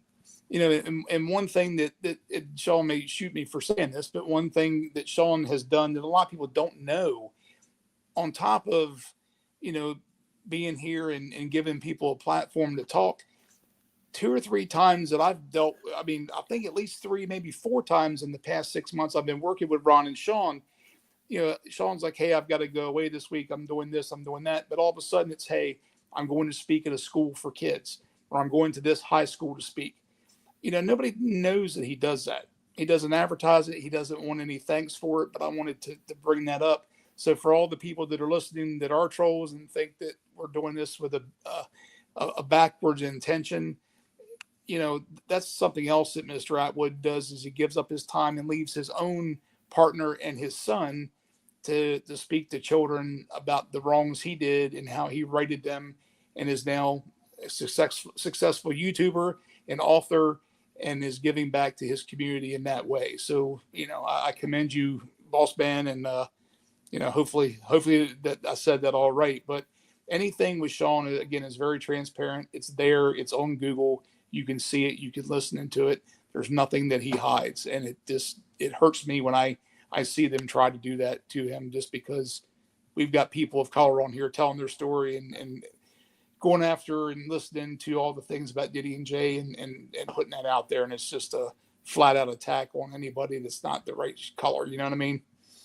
I mean, it just happens when you get this type of clout, man. People hate it. People do not like to see people successful. Me, I love it, man. I hope he hits the million. I want to see him get his gold plaque. I salute him, man. Because I know I'm gonna get mine sooner or later. You know what I'm saying? Just but everybody is just too focused on somebody else. I don't give a fuck what you got. As long as you're not doing the shit we're covering, everybody got a pass, bro. Right. Like, everybody's messed up somewhere along the line in life, man. No one is in this room right now that has never messed up. Right. And that's what I'm saying. It's like, you know, one of the people that were trying to report on that is like, I saw on another channel that they pulled up a mugshot of him. I'm like, you're sitting here just talking about somebody's history on a man that's come back, changed his life, done great. And this other guy was like, there's his mugshot. I just busted out laughing. I was like, wow, that's crazy. It's I a know lot of what you're talking hypocrisy with that. about. That same person did the same thing with me. It's all good. Hey, I just got a mugshot too. When I was 30 years old, I had a DUI. It's nothing crazy, but I mean, I think there's not too many of us that haven't gotten in some kind of trouble in our life. Yep. That's for sure. Well, Guy, it's up to you. I know you got another show coming on, so you okay for a little bit longer, or you got to roll? Yeah, I got about 10 more minutes in me. Okay. Let's see. News Girl, where's Sean? News Girl, they're trying me out tonight to give Sean a break because again, it's 5 hours later in the UK. So instead of shutting down the streams early, they're giving me a little bit of time to bring some people on to just kind of have a relaxing evening with friends and enjoying it. So I'm new. I'm making mistakes, but I got a seasoned vet here on with us, like Greg from Ratchet TV. So, appreciate him being here, and everybody put a 1 in the chat to show some love for Greg. And please go over to his channel and throw his channel some love. And was it just straight Ratchet TV? Ratchet TV, the Hood's journalist.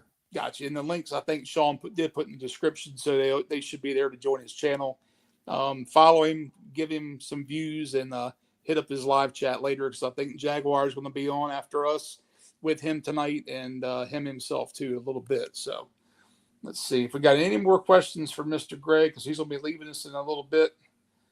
He's got a lot of ones in there, man. They love you. Man, salute to this. I love it over here, man. Anytime y'all want me, man, just hit me up. I'll come.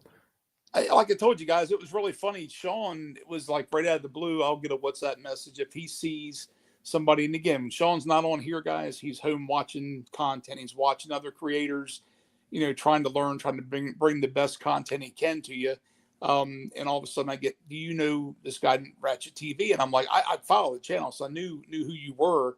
But I hadn't been in a lot because again, I got to watch a lot of things, to do this.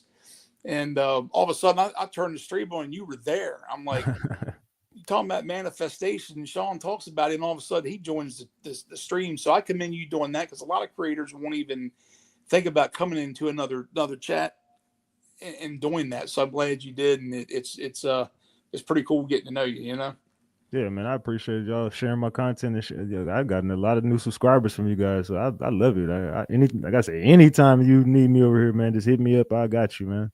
Now we definitely appreciate it. That's for sure. I'm trying to think. I wanted to ask you one more thing, and I've meant to do it 3 times, and then I go off on a tangent. I need to start writing notes down. That'll be it. That's all good. Oh no, the last thing too, and this was what I was getting at too. You've got right now they are tearing apart the hip hop industry because of Diddy, and I don't mean anybody else, but it's he's the main focus and target.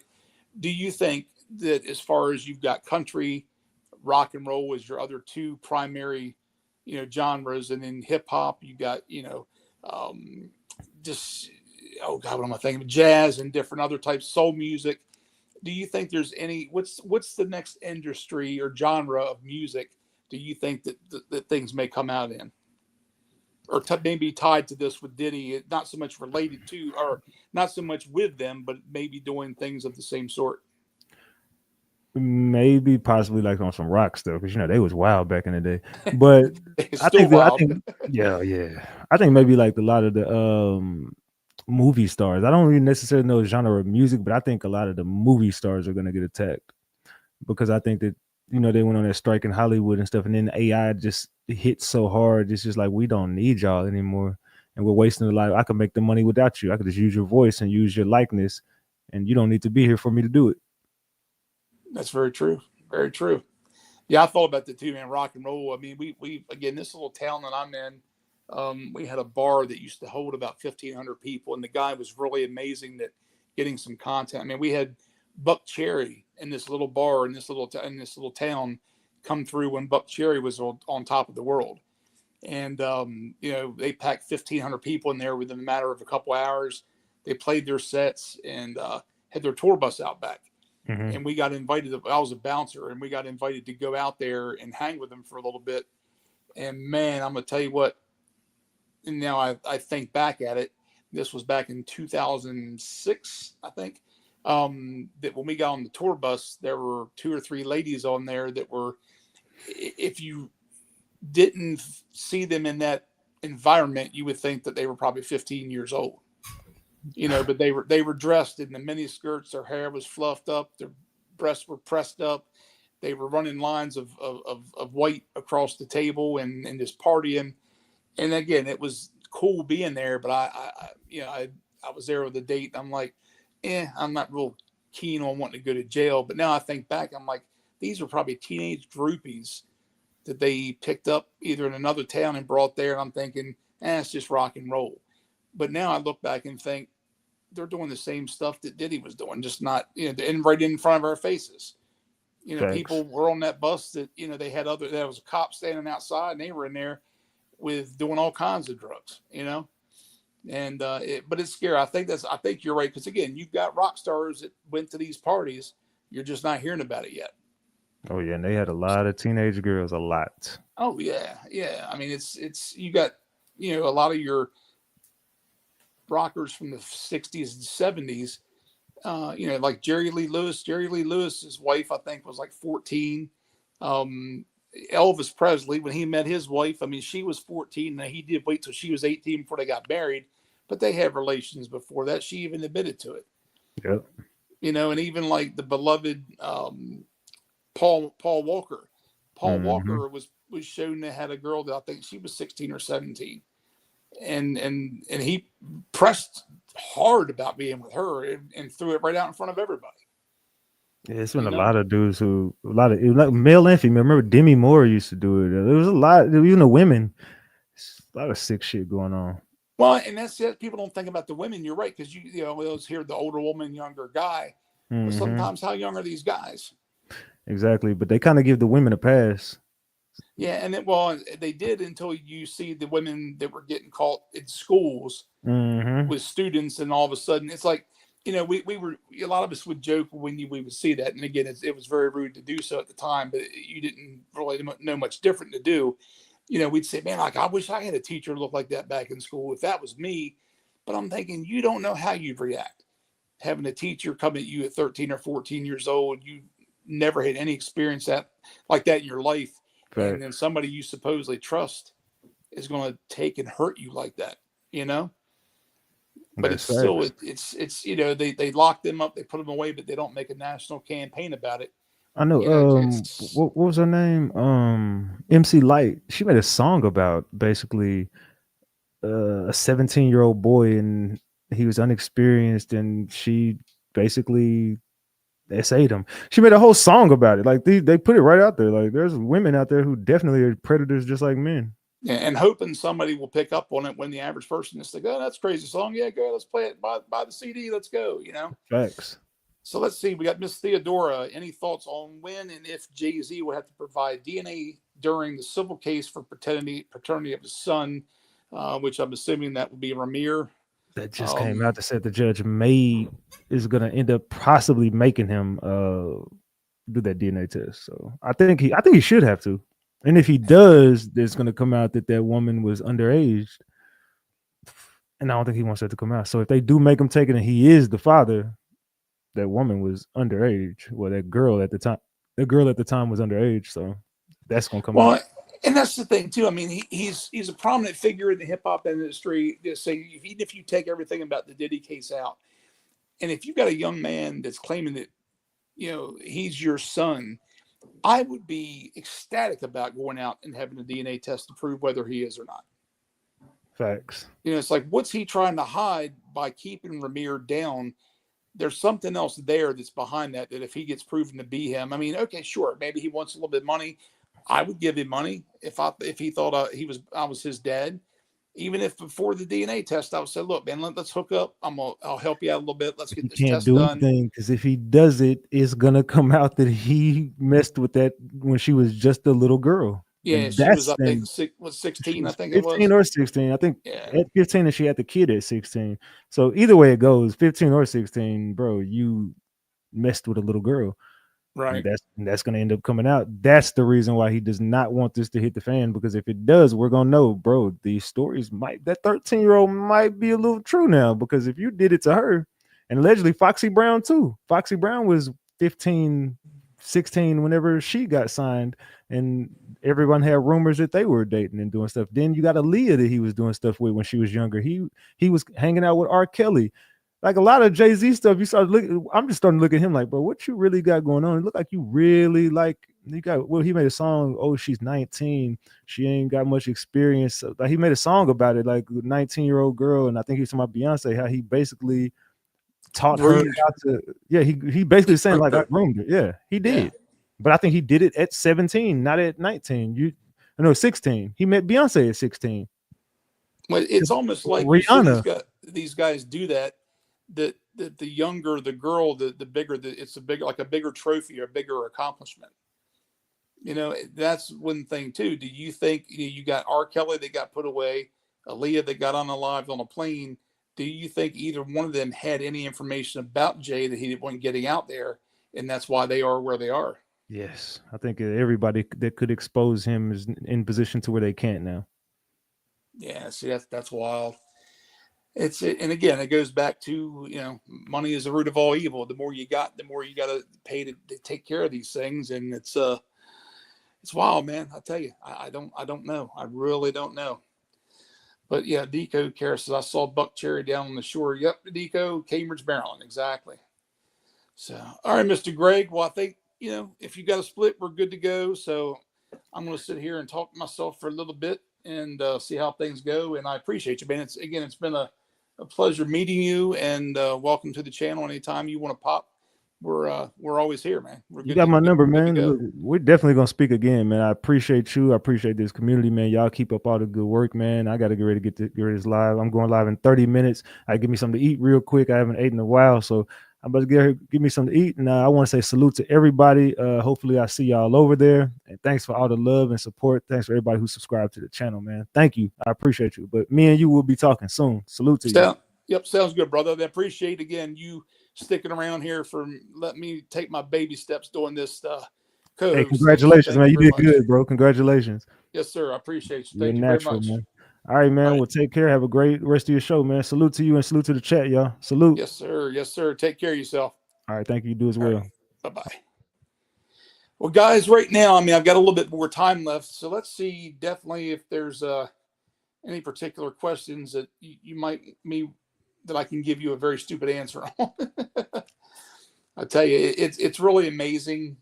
Again, the town I live in, and I keep bringing this up. It's not. I'm not saying it to say, hey, I live in a cool town, but it's a very diverse town. There's a lot of a very down the middle split of people of color and white folks and other different cultures, and there's a lot of hate still, and it's really hard to see it. And anytime you see anything in the news like this, sometimes it brings back feelings that of hate and anger against a particular person. And it's just amazes me how that still has that trickle down effect to make people hate one another. When something like this is big in the news, and it has a ripple effect. I mean, it definitely does. So I hope things go by and nobody really gets affected by it in the general public. Possibly being triggered is one thing, but it's a lot to see and a lot to go through just for the average person on some of this. So I'm reading through here. Let's see. Okay, Lisa. Okay, Yulan's Place says, did you know Julian Assange created a red flagging on anyone on the computer watching Child P when then goes to, no, I did not know Julian did that. I mean, I know it's there, but no, definitely 100%. I did not know that was from him. So it doesn't, surprise me considering who it is. But yeah, that's definitely something that's in place. And I tell you, it's pretty amazing. I've seen Ron go through and, went after different, some of the different apps like YouTube, or not YouTube, Snapchat. And there was like an app with a little frog on it that was for kids. And he did some things on his channel that I think you can still see on Project Root. These apps that you can definitely go in and just start talking to somebody, and all of a sudden you find out they're 13-year-old, and it's like, it's there. It's like anybody can see it. So why can't all the cops see it and it all just go down? But it's such a vast, group of people that do it. You take one down and then another comes right back behind it. So it's just crazy. Just crazy. See, Sam says, thank you for people you brought to us. Sam, I really, it's a pleasure. I never had done anything like this in my life. Sean's like, hey, can you help us book some guests for a few weeks by guest bookers out? And then things, I guess he picked, decided not to come back, and here I sit. So it's definitely been a really neat, new learned career for me since I've worked from home now. And, I enjoy it. I enjoy it. So I just see my boy come in, James Collins Cares. Throw a one in the chat, James, if you want to come up and let's talk about what's going on in your life right now. I think everybody would love to meet you, and definitely want to share what you do to help homeless people and people that have been through addiction and everything. Would you like to come up, James? See what James says. Yeah, at least not right this second, dear. I'd have to log out, so I can't do that. So not right this second. I tried to earlier, and we'll take care of it at a different time. So James Collins, brother, you floating there? If you are, let me know, and I can get you to come up with me, and we'll, yeah, bro, give me 2 minutes. All right, I'm going to text you the link, and that way you'll have it. So guys, bear with me because I can't walk and chew gum at the same time. So, okay, bear with me. I'm going to grab a swig of Gatorade here. So again, sorry if I'm a little bumpy on this, guys. I'm trying to work my way through it. So hang on me just a moment. Let's see. Okay. How can we stop? Okay, we got Avena Sativa. Sorry. So how come they can stop people from presenting disclosure, but can't stop? See, Sam, underage. Now, Avena, are you talking like on the internet in general, or just printed material? I mean, what type of material do you mean specifically? Like websites and that kind of thing? So that's you got to not be real more specific, but at least, well, and I'll tell you why they can't stop it, because there's so much there. The numbers are too far skewed to the bad guys, to the good. Again, Ron, a lot of you don't know that, Ron used to go against PDF files, not individuals per se, but he would go and attack multiple thousands of people that would watch certain pages and things like that. And again, all this is documented on some of Ron's older videos that are archived. But when you've got a website with 80 to 100,000 active members at any given time that are watching this type of material, and some of it again is right on YouTube, and there's a modeling agency in a different part of the world that would have young ladies dress up and older ladies different types of underclothing, and was very, very specific that you could pursue other pictures if you went down the right avenue. And Ron was a very integral part of one of those channels getting taken down, and the channel owners spending some time behind I think it was Ukrainian prison at this point, if I'm thinking the right part of the world, so let's see. But yeah, that was how I met Ron at that point in time when he was doing that. And the man was a saint, and still is. It's amazing. Okay, give me 1 second. Let me throw a link to Mr. James Collins. James is a member of our community. We met a few years back, and he's been with us since then. Has been a very big help to many people, friendship wise, and from just a perspective, of just getting to know a guy that can change somebody's life that quick. He's a pretty amazing fellow there. So let me get this link to him. Give you guys some chance to throw a couple more questions in there. Let's see. And thank you all. I really, truly appreciate, 1,700 of you still sitting here listening to me babble. It'll get better. I promise you that. I'd like to have more guests lined up, and that was my fault. I should have done that. Let's see. Almost there, guys. Sorry. Okay. All right, let's see if Mr. James pops on with me in a second. I think you guys are going to be really impressed with Mr. James. So let's see. Ivy says, I also heard the statue. Oh, okay. Wonder if that's true. That I do not know. I do not know for sure. Say, what have we become? What a world. Yes, very lovely. That's true. Very much. The world, is a whole, it's an amazing place. And it's like, you're right. We're destroying it through humanity and through the environmental side. So it's like, what else can you do? Just live here and try to be the best and do the best you can. And, be there for your neighbor and your family and hope they do the same thing for you. That's for sure. Oh, let's see. Okay, there's Mr. James Collins. Let me hit him up for a second. James, get your camera right. I see you, buddy. There you go. We're good. All right, Mr. James Collins, how you doing, brother? I'm good, Shane. I'm good, Shane. Thank you so much for having me here on Sean Atwood channel, man. It's such an honor.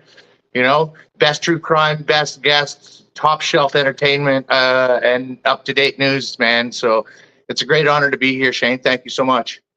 James, give everybody, I know what you do, but give everybody a little bit of general insight into what you do for a daily and about your channel. Right. Well, as we know, you're helping me kind of recover some footage from what I used to do more of, which was a lot of street outreach work with the homeless and the drug addicts, etc. And then, I just kind of started concentrating on James Collins Cares more because it's in my name and can't be taken from me.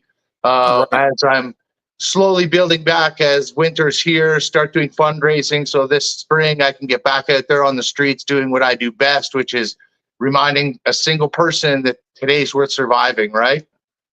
Very true, dude. And if you had to put a number on it, because I've seen pictures, guys, I can verify 100%, swear on my life that what James is telling you, what he does is true. I've seen the photos, the videos, and everything of him helping people, and it's truly amazing and will bring a tear to your eye.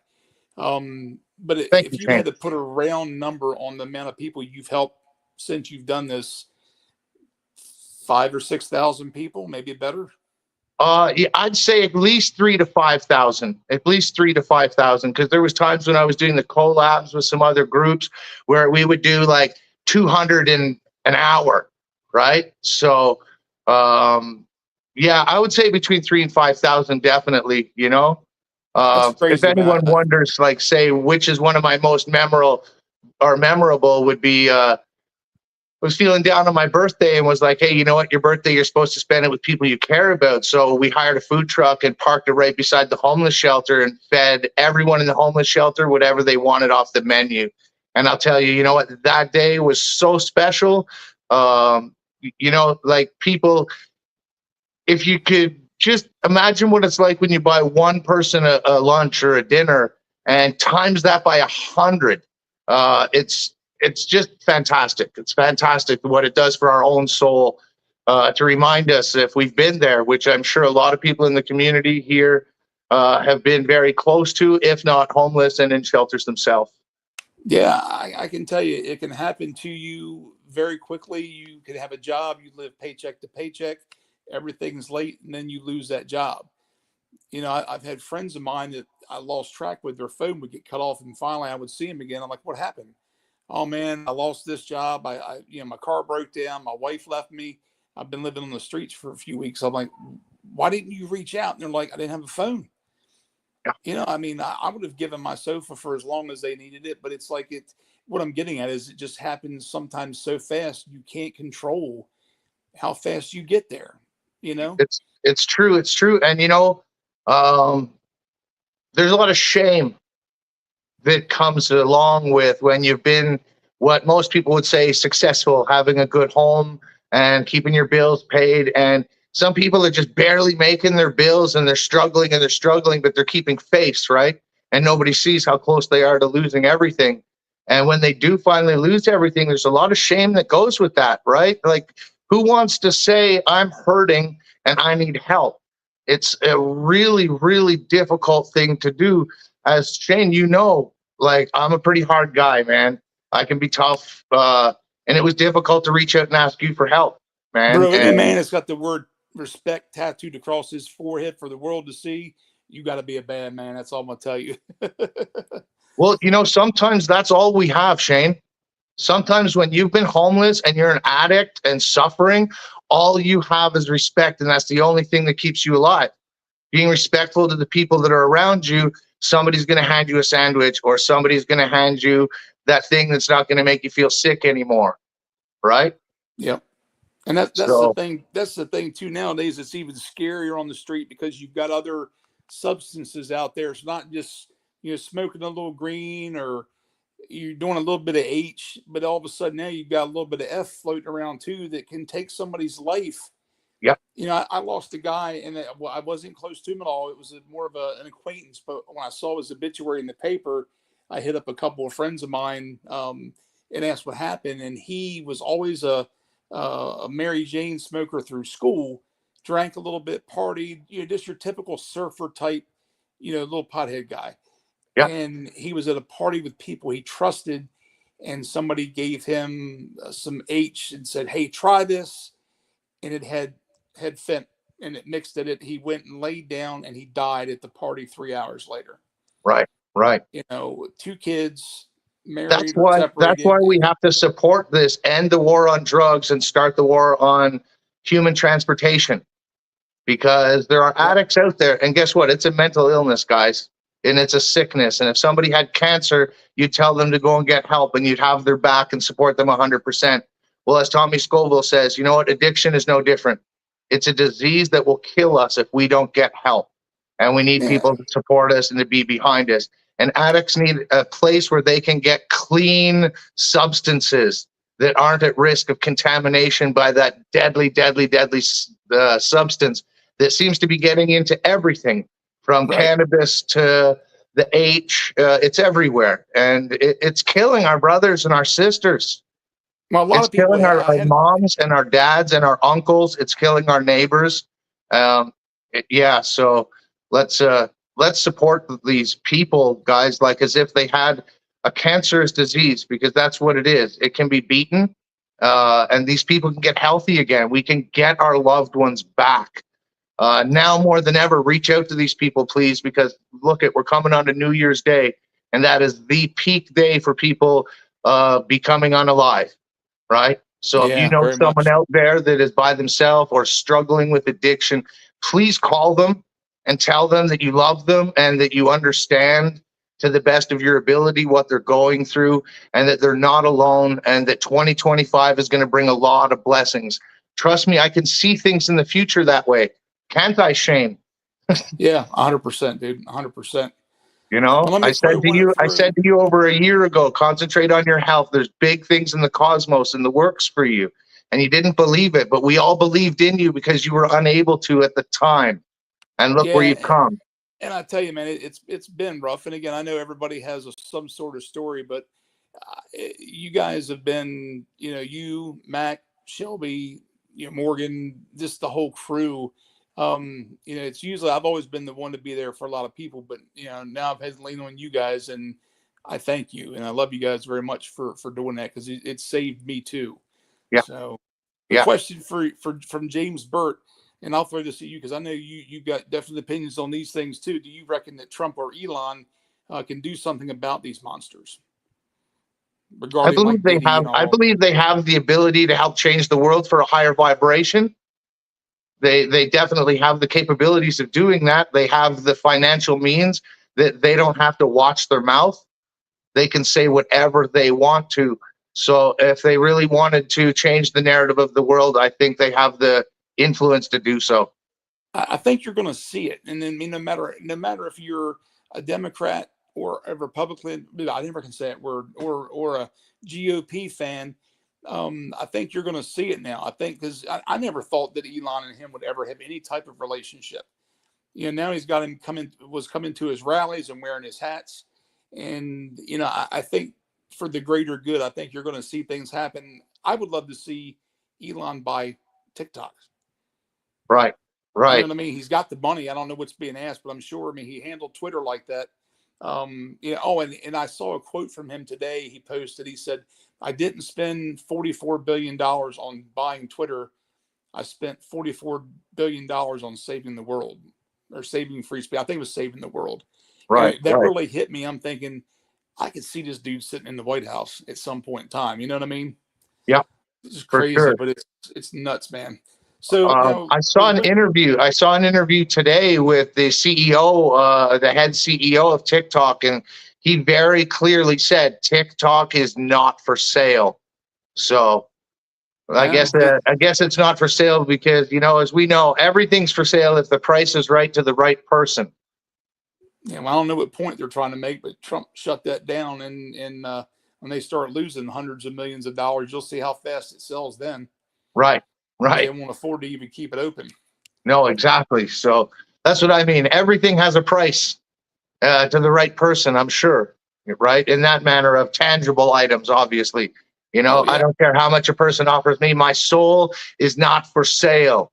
My soul No. belongs to humanity, to spread the kindness to the earth, to remind each and every one of you that you're important and valuable and needed and precious. Yeah, you're right, man. 100%. And see, that's one thing I love about you guys. You've got, even in a darker moment, you always know how to find the light. You know what I mean? And it's like, I could see, you know, you at some point, or anybody like you, or you're going to be the ones that save people, man. And you do. You know, your friends, you've got people in the streets you go help out. And it just blows my mind. You know, I never told you this, but a lot of times when I would see you live, or your friend that has the other channel, the young lady, what's Soul's channel? Synchronized souls. Yeah, I mean, sometimes I would get on there and I would just kind of lurk a little bit, even if you guys only had 10 people watching. It was so crazy how you can watch two people talk that are so positive about life that within 15 minutes you feel that much better about hearing you guys talk about helping people who are underprivileged. Oh, well, You know, thank you, bro. You know what? That's what it's about, man. It is what it's about. We're only given time and we're only promised today. So that's why it's so important to me to spread the message that today is important, and find that tiniest blessing. If that's all you can find today is the tiniest blessing, that, you know, to concentrate and focus on that, because every time you focus on something more positive, it opens up a timeline of more positivity to step forward into your life. If we focus on the negative things, it just projects negativity. And the more negativity we project, the more chances are that we're going to encounter it in our future. Lunchbox, come here, my down, girl. Is that your pup? Yeah, she sees that I'm on the phone and thinks that it's time for her to have attention, but no, she's good. She'll just come here and lie down beside me. Yeah, guys, keep in mind this pup is how big, James? She's about 160 pounds, female Can Corso. Her name is Lunchbox. And I just always thought that was a hilarious name from the Jay and Silent Bob movies, you know? Yeah, oh yeah. Just a great name for a big, scary looking dog. People are like, oh, what's your dog's name? And you're like, Lunchbox. And they're like, oh my God, that's so cute. It disarms them, right? So. Well, I tell you, I went out today. I haven't been out of the place we moved in 3 weeks, because again, just for me, I don't just do it because I hurt so bad. And I got out and I went and got some stuff at Walmart. And when I came back, you know, we just moved, and there was a lady walking out. It's probably in her 30s, real nice. She spoke, and at the end of this long leash was this little tiny 6-month-old Jack Russell Terrier mix of something, but I bet it didn't weigh more than 2 pounds. Cute as hell. It come running up to me, and again, guys, I'm almost 6'2" and 350 pounds. So this little dog's looking at me like a building, and he was just wagging his tail. And I looked at her. I said, "What's his name?" And she said, "Well, it's kind of different." She said, "Have you ever heard of Guardians of the Galaxy?" I said, "Yes." She goes, "Say it." And I said, "What?" She goes, looked at the dog, and the dog looked up at her, and she goes, "My name is Groot." The dog's name is Groot, for real. This little tiny dog was like looking at me, wagging his tail. So Yeah. I looked at the dog and I said, "My name is Groot," in that voice. And he started dancing in circles and jumping up and down. She said, "My husband does that when he comes home, and the dog knows it's daddy." You know, I love it. Went nuts. And I almost shed a tear. I got laughing so hard. I'm like, you know, because my ex-wife and I had a pug. And I, you know, again, I'm a big dude with a pink leash, and she would make me walk the dog when we would go to the beach. And I would just get tripping because people would look at me, and here I am with this little 4-pound pug, and she's just strutting her little self. You know how pugs are. Yeah. You know, full personality, and it was fun, man. I miss that little dog. So For let's sure, see brother. For sure. They bring So us so much joy, right? Like, look at that comment. how many people in the chat have a pet, right? How many people in the chat have a pet, and how many people think their pet is the cutest in the world? I bet you everybody that has a pet thinks theirs is the best in the world, because they are. So enjoy them, people. And thanks for being here with us as well. I really appreciate it. Yeah, people don't like the other pets I had. I had 6 ball pythons and a boa constrictor at one point, so that was kind of cool too. I love, I'd take the boa out, and she was about 9 feet at the time when she got grown, and I'd wrap her up around my neck and on my shoulders and go into PetSmart, and half the crew in there would get scared and they would take off running from it. Like, I mean, you guys sell these things. They're like, we don't sell boa constrictors. That tickles me to death. Now, Jayz, what do you got coming up? I know we're having some technical difficulties with your channel at this point. But when do you get into? Do you guys have seasons where things are? Well, of course, wintertime, I'm sure, but this is the worst time of the year, and it's the hardest on homeless people because of the weather. And where you are too. I mean, guys, keep in mind, James is in Canada, and I'm saying Ottawa, Canada, to make things close for people.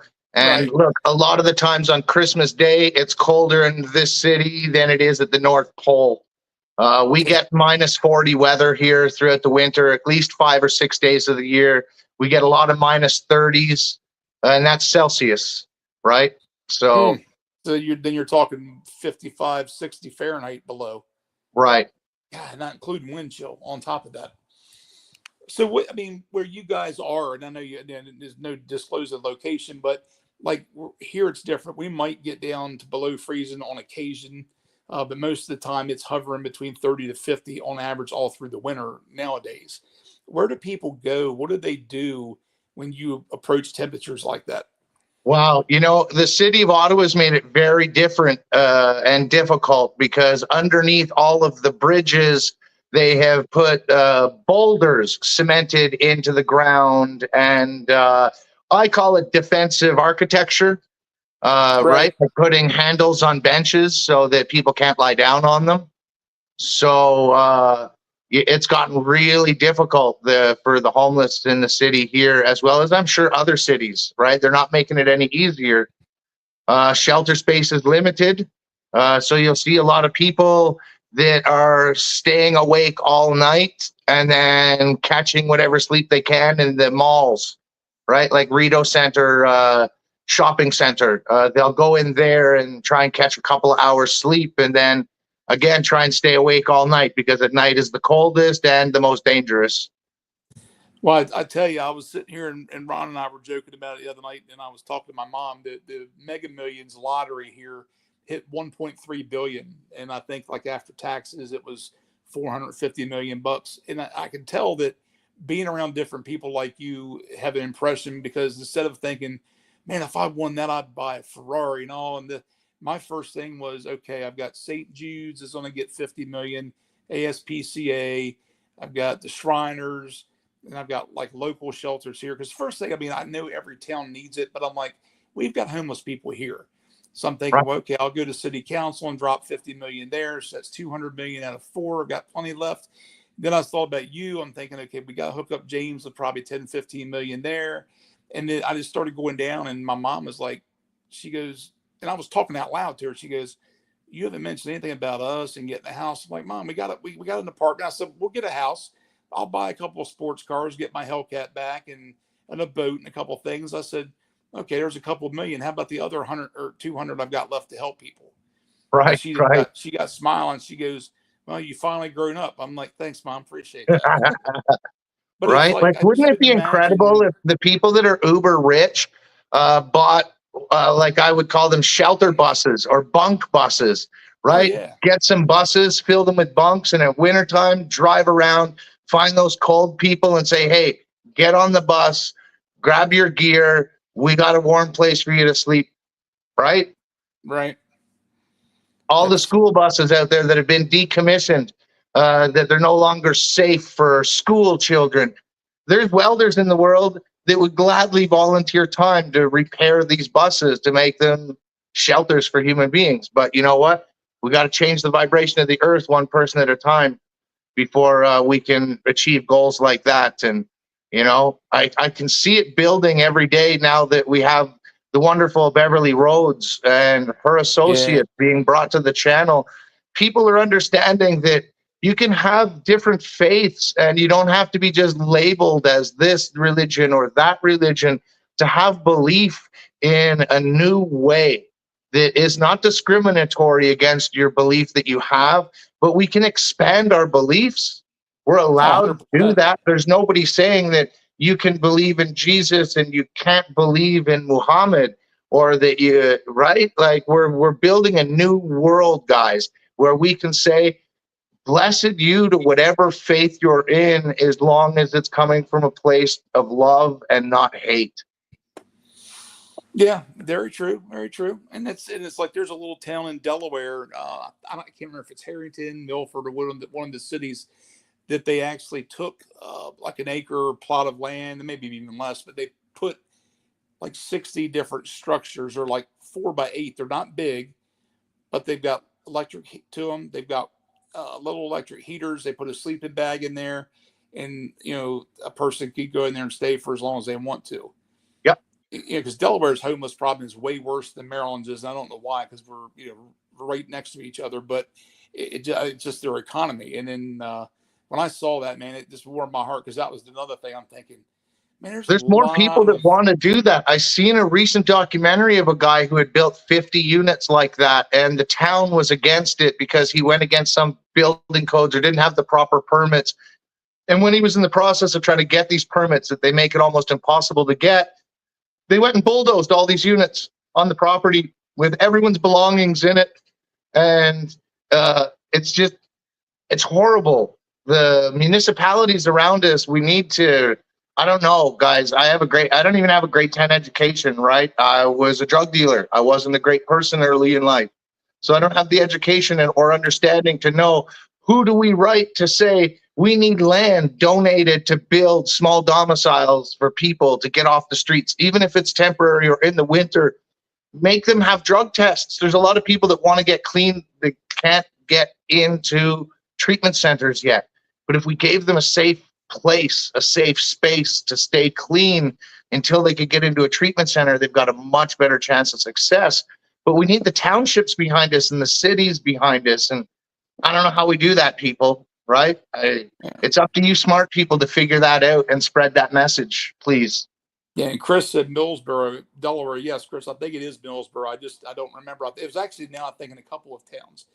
Jackie Davis says, Shane, who is this guy? Does he have a channel link? Yes, it is down in the a little bit further down, Miss Jackie. I think Jason P popped it up there. Thank you very much, Jackie.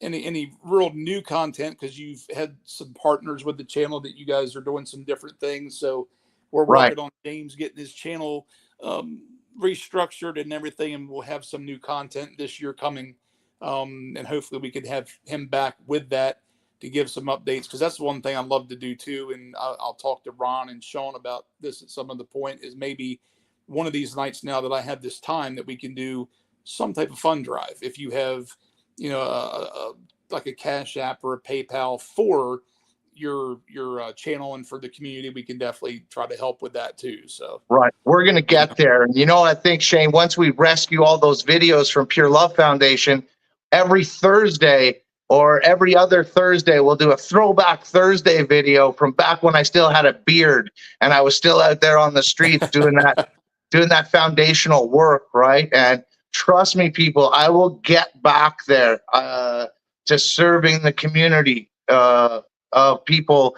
that are temporarily in struggle, right? So I know this is a fact.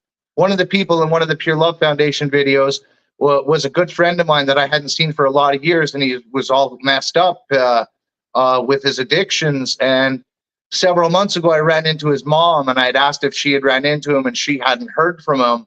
But 140 days ago, I finally found him, and he had just gotten out of jail, and he was staying at his mom's house. And guys, he is now 90 days clean off of the fentanyl, and he's working on Use the recovery. F, Bob. Oh, Use the sorry. F. Yeah. From the right. No sense in repeating that anyways. But yeah, Right. he's clean right now, 90 days or just over 90 days. And that's from the prayers and the positivity of everybody in my community that believes in the people in our community. It's our family. Every single one of us are connected. And if you're kind to one person, they're then going to be kind to somebody else. And you have no idea the repercussions of kindness. It's like a tidal wave that keeps going and going and going and going. The very same as negativity and hate and anger. If you're mean to a human being for no other reason than maybe you're having a bad day and they did something that frustrated you and you lashed out at them, you have no idea the repercussions it could have on that human being. It could cause them to lose their sobriety. It could cause them to go and be abusive towards themselves or others. So that's part of the reason why I'm all about pushing towards kindness, understanding, compassion, and love to push away fear, hate, anger, and aggression, guys. We just keep moving closer and closer to love. We're going to make mistakes. We're not perfect, right? But just keep that's the trying. thing. People have to be realistic. You've got to make sacrifices to rebuild things, and a lot of people think that even when they're down and out, they've been on drugs, they've lost everything, they've lost their family. Okay, you're at rock bottom, but you're still going to make a sacrifice. And they're like, well, what's that sacrifice? Everything's gone. So you're going to sacrifice that drug. You're going to sacrifice that one thing that's still keeping you here, so things can get worse. But once you're clean, then you've gotten over that one speed bump, and then you get back into a shelter and you start getting training, job training and education. And there's another thing you're gaining back. So even though you sacrifice that last thing that's keeping you going, as soon as you sacrifice that, then you start getting the things back that you lost to begin with. That's right. That's right. And I never looked at anything like that until I've talked to you and listened to you on your lives, and just the whole overall look into things, dude. You've got a look into, not a look, I guess you just see so many different sides of a person that everything you do is going to benefit them to know you. And it's like when the conversation we had yesterday, when things were, being said to try to convince me that you were not a good guy just over the channel thing. It's like, you can say all you want. I mean, you may as well just talk to the hand because the ears aren't listening. It just, I'm like, you can't tell me something about this guy like this. I said, maybe that was 20 years ago, but people change. People can change. Not everybody. I mean, you got a serial killer that might say, he's not going to change, but somebody like you and people that have been down and been in the dark and then dirt, eventually you pick yourself up, you clean yourself off, and you go down the road and start over again. Yeah, 2%, bro. You got a 2%. You have a 2% survival rate of getting clean and living clean and living a sober life. A 2% chance. Because there is not enough information. There's not enough treatment centers. There is not enough free counseling for people. Right. Right. That's true too. Let's see. I saw another question. I wanted to let them see it, but now I can't find it. Okay, you look at that. Well, I just say to this, if anyone right now is watching and you don't think you can get off of your substance of choice, trust me, addiction is much harder than the road to sobriety.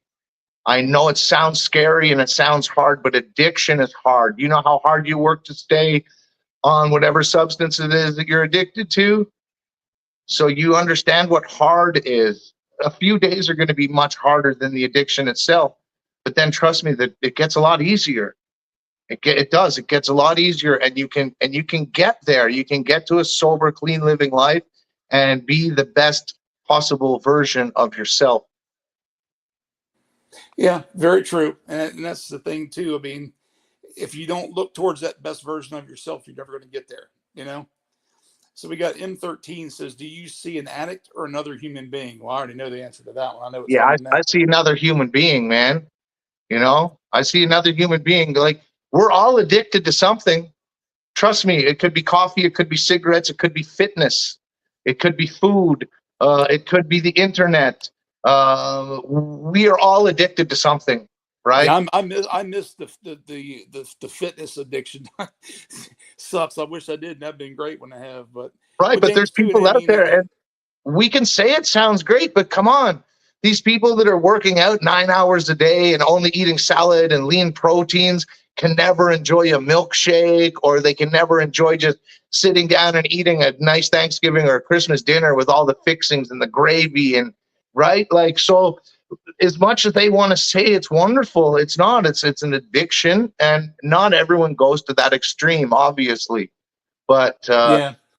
right, and I hope that answers your question, my friend. That I most definitely I see a person, I don't see an addict.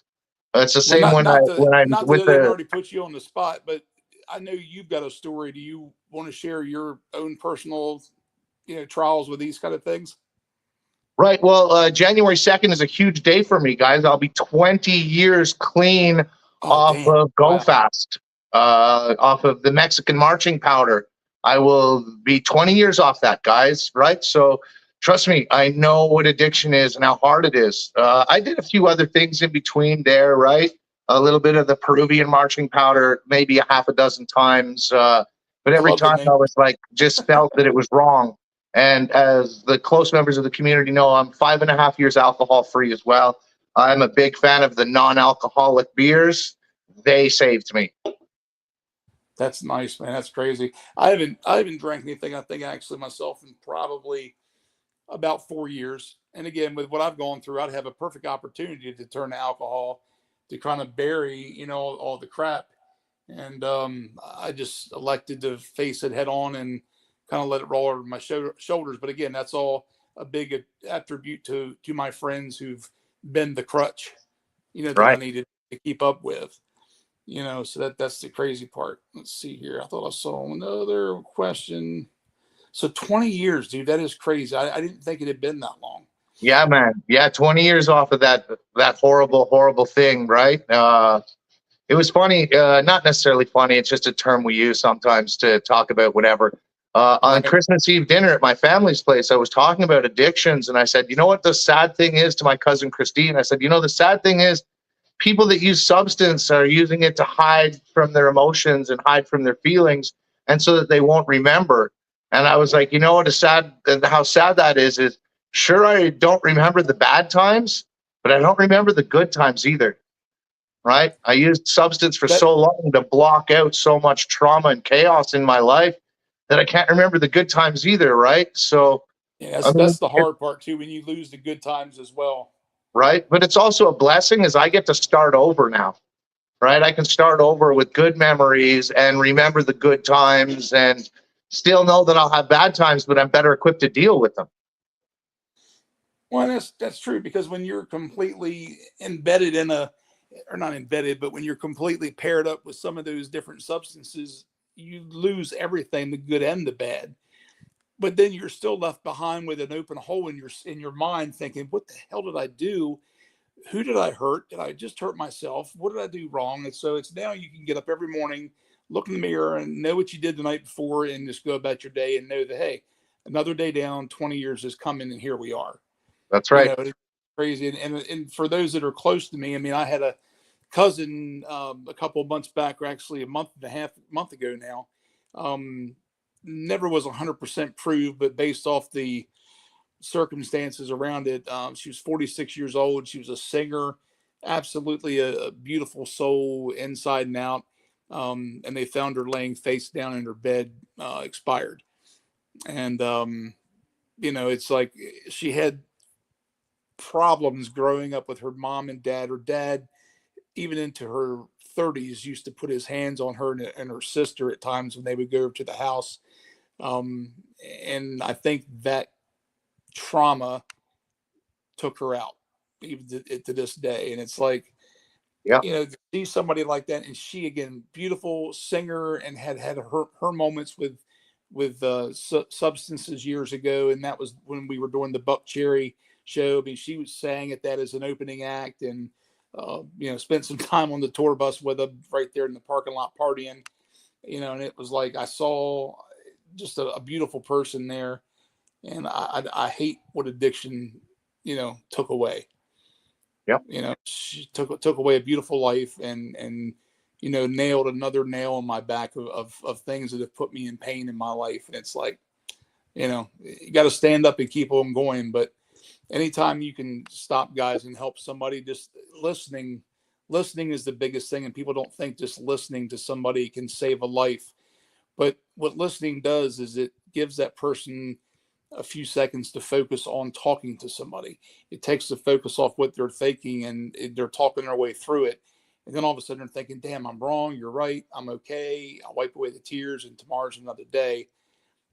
It doesn't always happen that way, but it's happened with me. And again, you're one of the ones that's done it. It's Randy and Mac and a lot of my guys and gals too. We've got a community that's amazing in the Discord. We certainly do.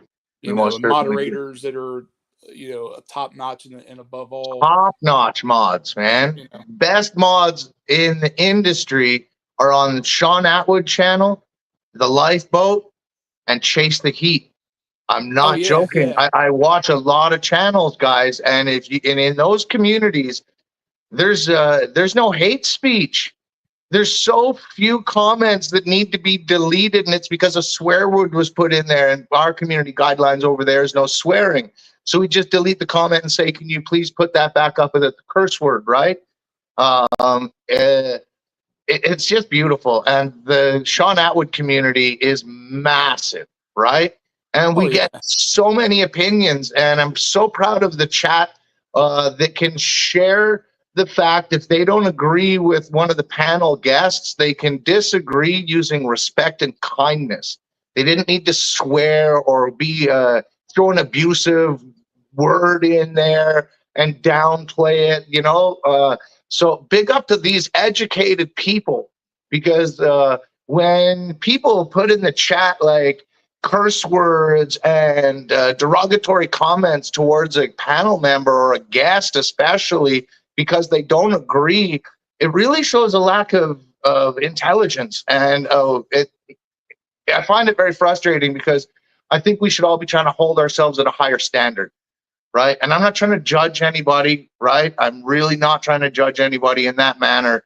I'm just saying, come on, guys, right? Let's lift ourselves up into a higher vibrational layer where we don't have to use curse words to get our point across, right? When you look at the guests that are on the Atwood channel, they're trying to carry themselves at the highest level of esteem so that their message gets put forward clearly without muddle, right? Yeah, and you have to have a network of some sort to get the message out. I mean, one person can only do so much. So you help one person and that becomes your next stepping stone. And then you help another person, that person helps that person. And then the network expands. And then all of a sudden you've got hands reaching out and helping everywhere. So again, like I said, watching your videos when you go into a town and come in there with a car full of food, and it's, you're not there for a thank you. You're not there for anything more than a hug. And then knowing I love the hugs, man. But dude, you're a trip. Like you'll go in with a plate of food and sit right down and just like, a lot of people that do it for the clout. And again, their intentions may be pure, but again, a lot of people think they're still homeless. They're dirty. They're nasty. I'm not, here's the plate. Thank you. Close watch. You're still feeding somebody, but you're not the good intention's not there. Right. And seeing time is the most important thing. And when you ask these people, if you gave them a choice, do you want drugs? Do you want money? Do you want food? Or do you want my time? They want your time, right? Yeah. They want your time because they know that if you sit there and listen to what they're saying and you don't want anything from them, right? You don't want anything from them other than for them to feel safe and feel important.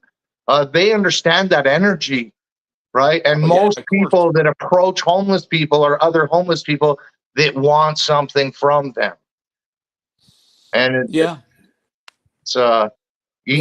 is so important. So I love that, to get a sandwich or a pizza and sit there and chill and have a slice of pizza with them. They think that is so much better than just buying them a pizza and saying, okay, see you later, right? And I've been guilty of that too, guys. Trust me, I've been limited on time because I don't drive. So for me to facilitate helping people outside of my hometown, I need transportation from somebody else. Sometimes we're limited on time, and it's like, okay, I want to help as many people as I can, as fast as I can. So I cut the time spent with each individual a little bit shorter. And I have to say to myself, that's okay, because we're trying to help as many as possible today.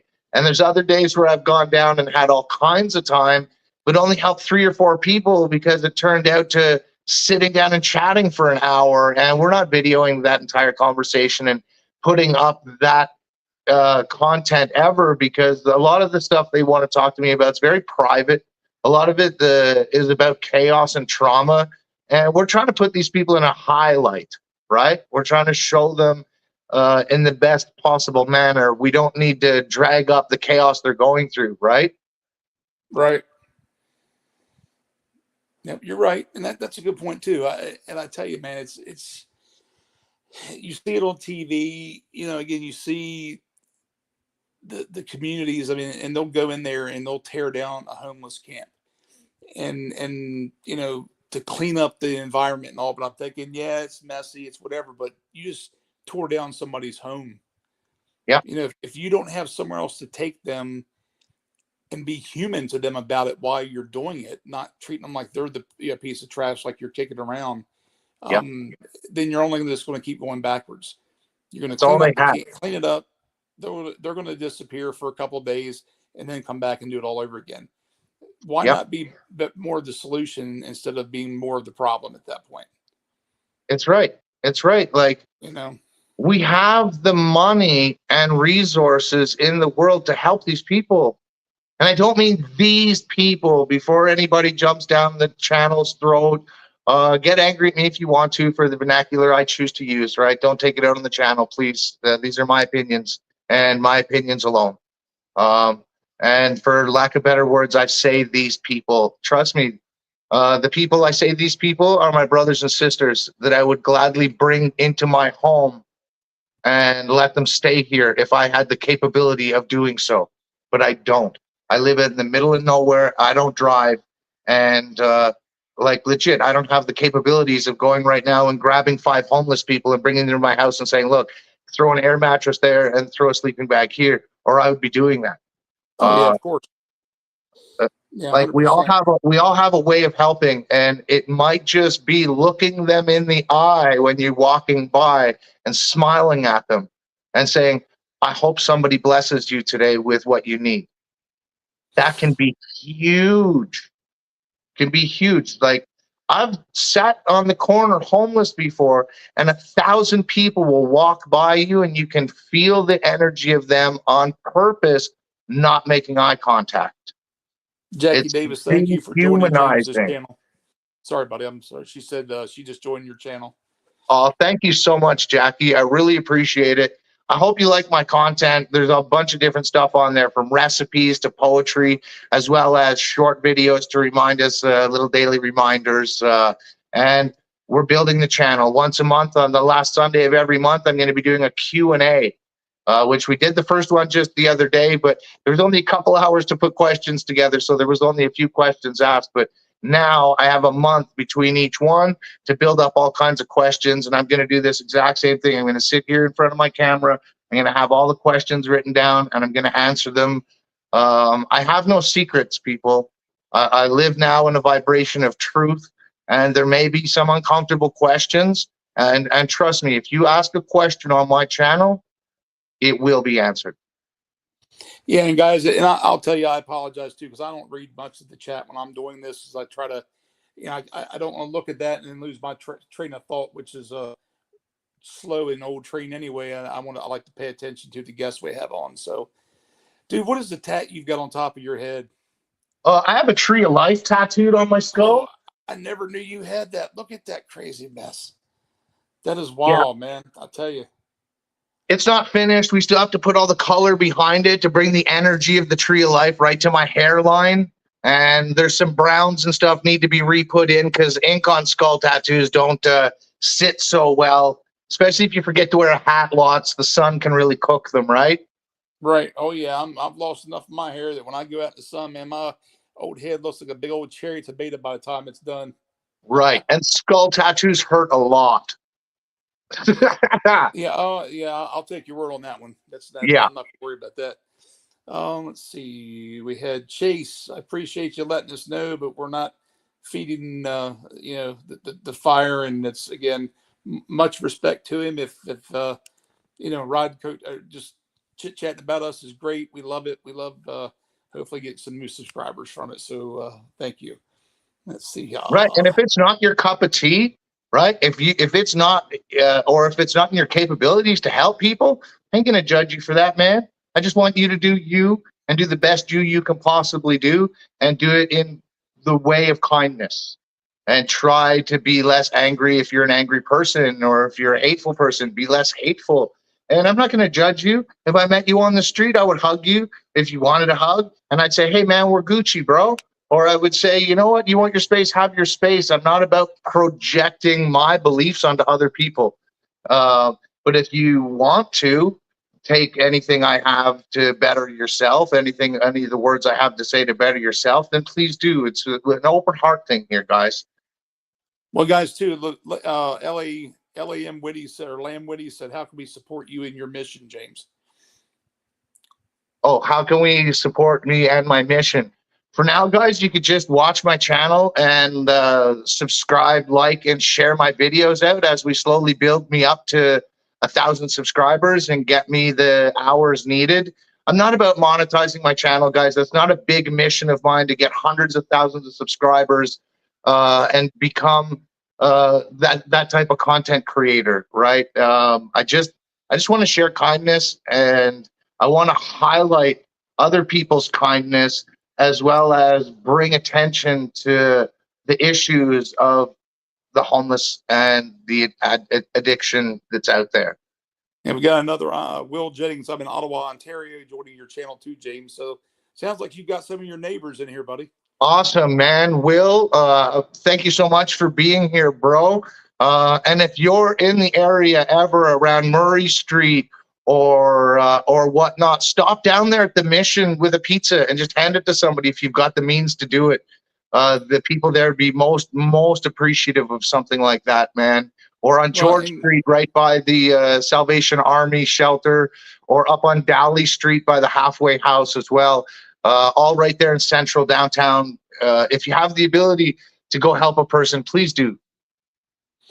And guys, too, I mean, this is like not the really official way, but like we did for Ronnie, I had a person in the UK that wanted to send money, and I put my email out there to do PayPal, and then I finally today got it to him. But James and I know each other well enough and trust each other. I mean, if you guys, anybody wants to donate anything, email me first at the word Atwood Unleashed YT at gmail.com, and just put donate or something in the, and I don't get that many emails. I read them all anyway, but just say, if you'd like to donate something, then I can offer my PayPal up, and then I could go ahead and send it to James. So, or if you have PayPal, then I could get it from you. And then I don't, but we're going to get those things figured out in 2025, because I've got subscribers in the UK as well that they like to send $5 and $10 whenever they can.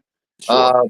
Right. And like I said, I've been really blessed. We've been working on a kitchen here so that I can prep foods here in a larger capacity and bring things out. I have other chef friends as well.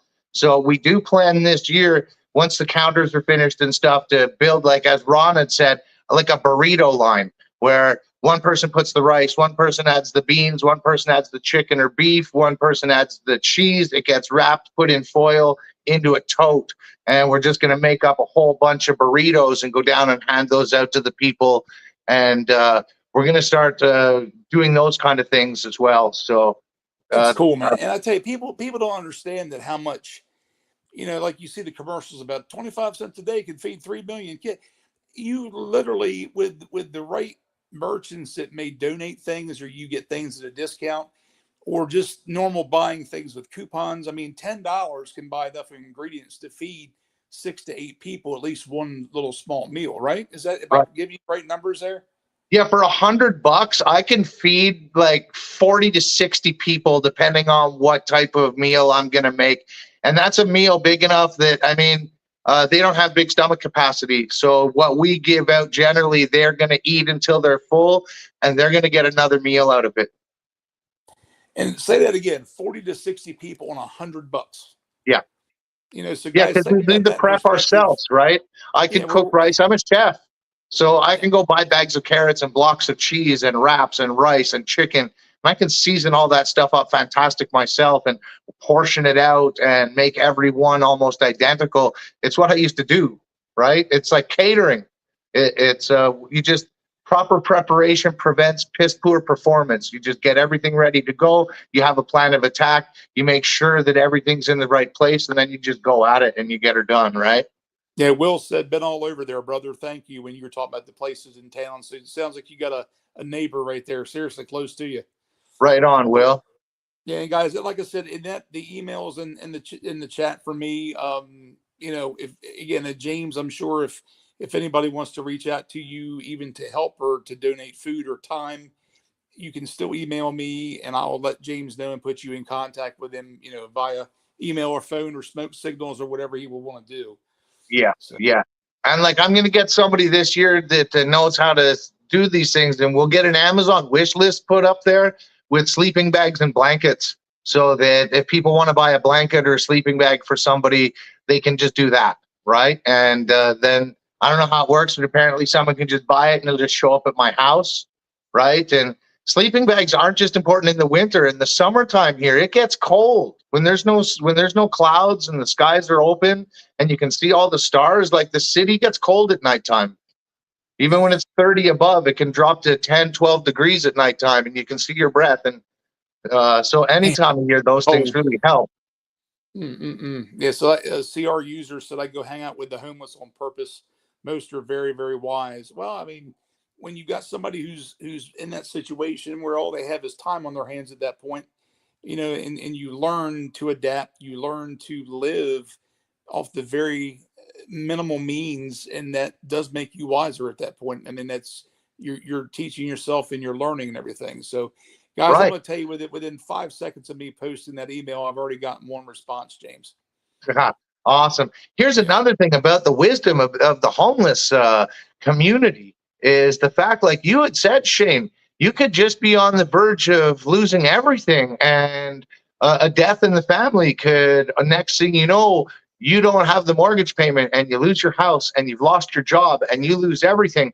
Well, when you lose your job and your house, you don't lose the years and years of expertise of your field. Dude, So you know what I've been there's through. homeless engineers and homeless pharmacists and homeless masons that used to build cathedrals and beautiful buildings and bridges. It just takes one bad thing to happen, and you can be there.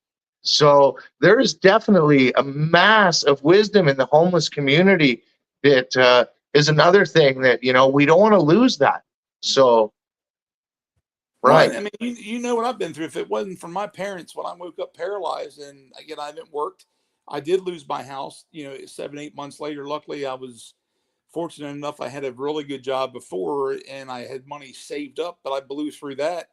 And, you know, it was rough going in that house and just seeing everything unfortunately got mildewed because somebody didn't leave the heat on it over the winter, the cold. So all Yep. my belongings I had to throw away. I left Yep. that house with a couple of boxes of pictures, mainly things of my son, and then I think one bag of clothes that was in the closet, and just a few piddly things, and everything else I had to throw away. Yeah. I had a Yeah. friend of mine that runs a trash company that brought a dumpster, and I sat there and the tears ran down my face. I was sitting on my tailgate watching new furniture go in there, and just memories. I mean, I lived there for 15 years. Yeah, that's You right. know, That's right. You were so close to being one of the people in the homeless community yeah, but that would have the had, if it nursing wasn't home. for your mom or whatnot, Yeah, you yeah. could have Well, the been, you could have nursing been home there, initially, bro. because I've spent out of 2.5 years, I've probably spent a good 18 months, if you put it all together, in a nursing home because of Right. falls and everything. So it's like, again, that nursing home was my home for that time period. Yep. You know, and I had a couple of friends that I met in there. One lady, her name was Debbie. She was probably in her early 70s. little teeny tiny lady, and she would love it because again, you know, big guys. She'd come up and she'd tell me, "Pick me up, give me a hug." You know, so she got the biggest kick out of that. But all of a sudden, you know, one day I rolled down to her room in my wheelchair, and her and her friend were playing cards, and we were talking. And again, I love to see them laugh. You know, I was a youngster in there, and some people you would think that they were just had lost their mind or something like that, but they weren't. They were just depressed. Yep. So I would act a fool and just as dumb as well, it's easy when you are stupid. It's not hard to act like that. And I would just go ahead and get them laughing. And then, you know, she come to find out she and my roommate, I didn't even know my own roommate who looked just like Jesus. Weird coincidence, but that's another day. She was homeless and had 2 kids that because of some stupid family fight would not let her come stay with them. She lived on the streets of Seaford, Delaware for 4 months in the winter by herself until she got attacked. She got hit by a car and running from the perpetrator and ended up or walking away and got hit by a car. And then she stayed in there. And luckily, because of her Social Security, the $400 a month she was getting, the nursing home said, "That's plenty. We'll take it. You live here with us." Yeah. And for Yeah. 2 years, they let her live there. And then they finally found a halfway house for her right after I left. And she keeps in contact with me. I talk to her about once a month. But it's just amazing to think that, you know, that close. And the guy was in my room with me that never got out of bed. He had back problems, but he had all of his clothes there. And he would get his Social Security check every month. They would take it. And he watched Jesus TV all day long. And then, guys, I'm not being sarcastic. It was all religious channel. He Yeah. would 8 o'clock in the morning, and he would wait to turn the volume up till I was awake, and then the lights went out at 9, and he watched it every day. And I said, "What's your motivation?" Because he was an addict years ago, but again, I say he looked like Jesus. He had the beard, he had the hair, he had a picture of Jesus to the right on the wall next to his window in his room in the room. Yep. And I said, "What's you going to try to get out?" Or he said, "I have no family. My wife divorced me. We had no kids. All my relatives are dead. This is it." I said, "What are you doing?" He said, "I brought myself to Jesus. I accepted him in Christ as my Lord and Savior.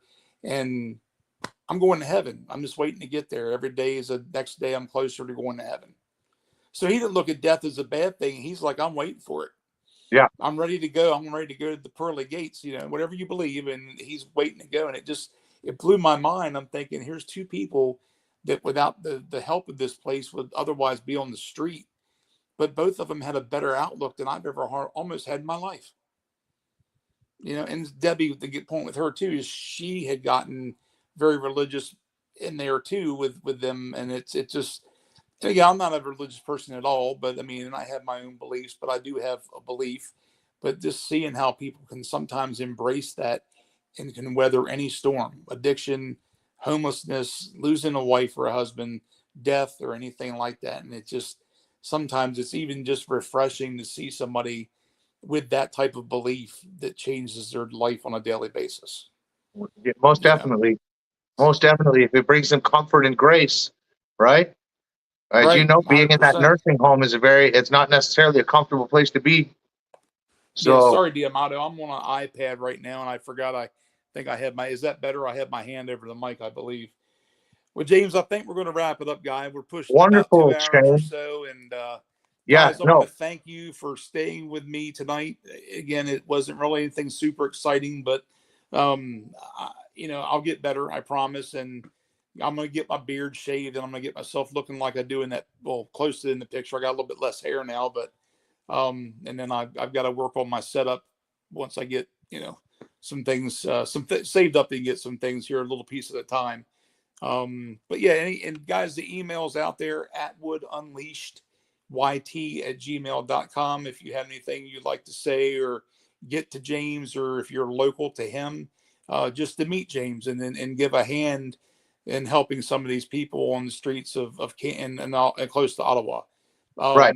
And 2, if there's anybody that you would like me to have up here, any recommendations as far as a guest is concerned, just don't send anybody that's whacked out and pretending to be or has a story that's not real, because I don't want anybody that doesn't have a story that's fake enough or that's fake, and I don't want it to come across and not be something that's influential or, life altering or something of that nature. So, Yeah, thank you so much, Shane, for having me. I really appreciate you. And, I know you're not watching right now, Sean Atwood. Thank you so much for giving Shane a platform and this new segment. And I'm sure this is his only second one, but we know great things are coming for you, Shane. A lot of people love you, and man, I myself appreciate included.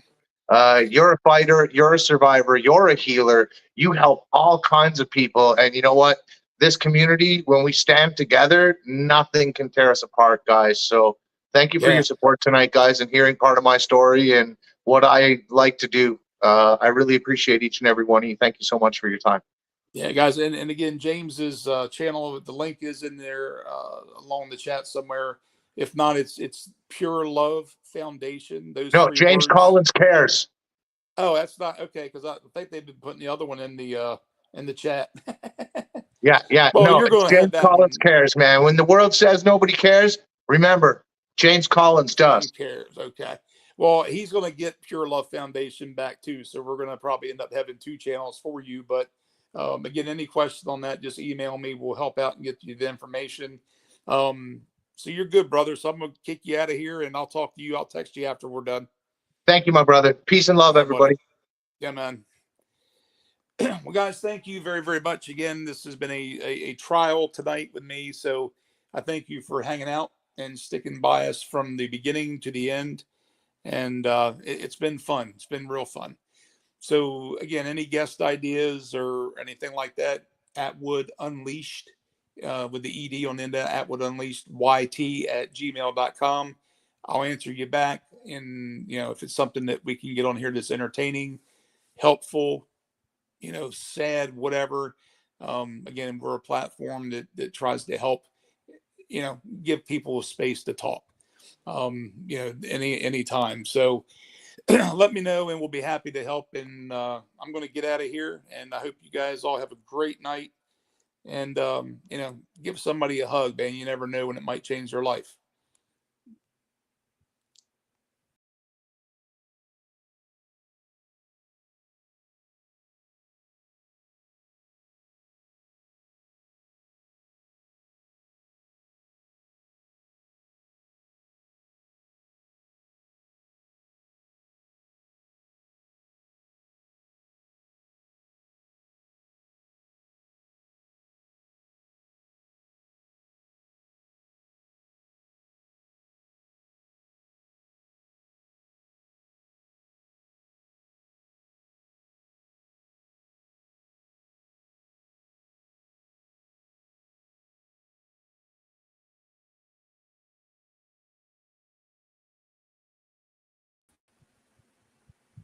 All right.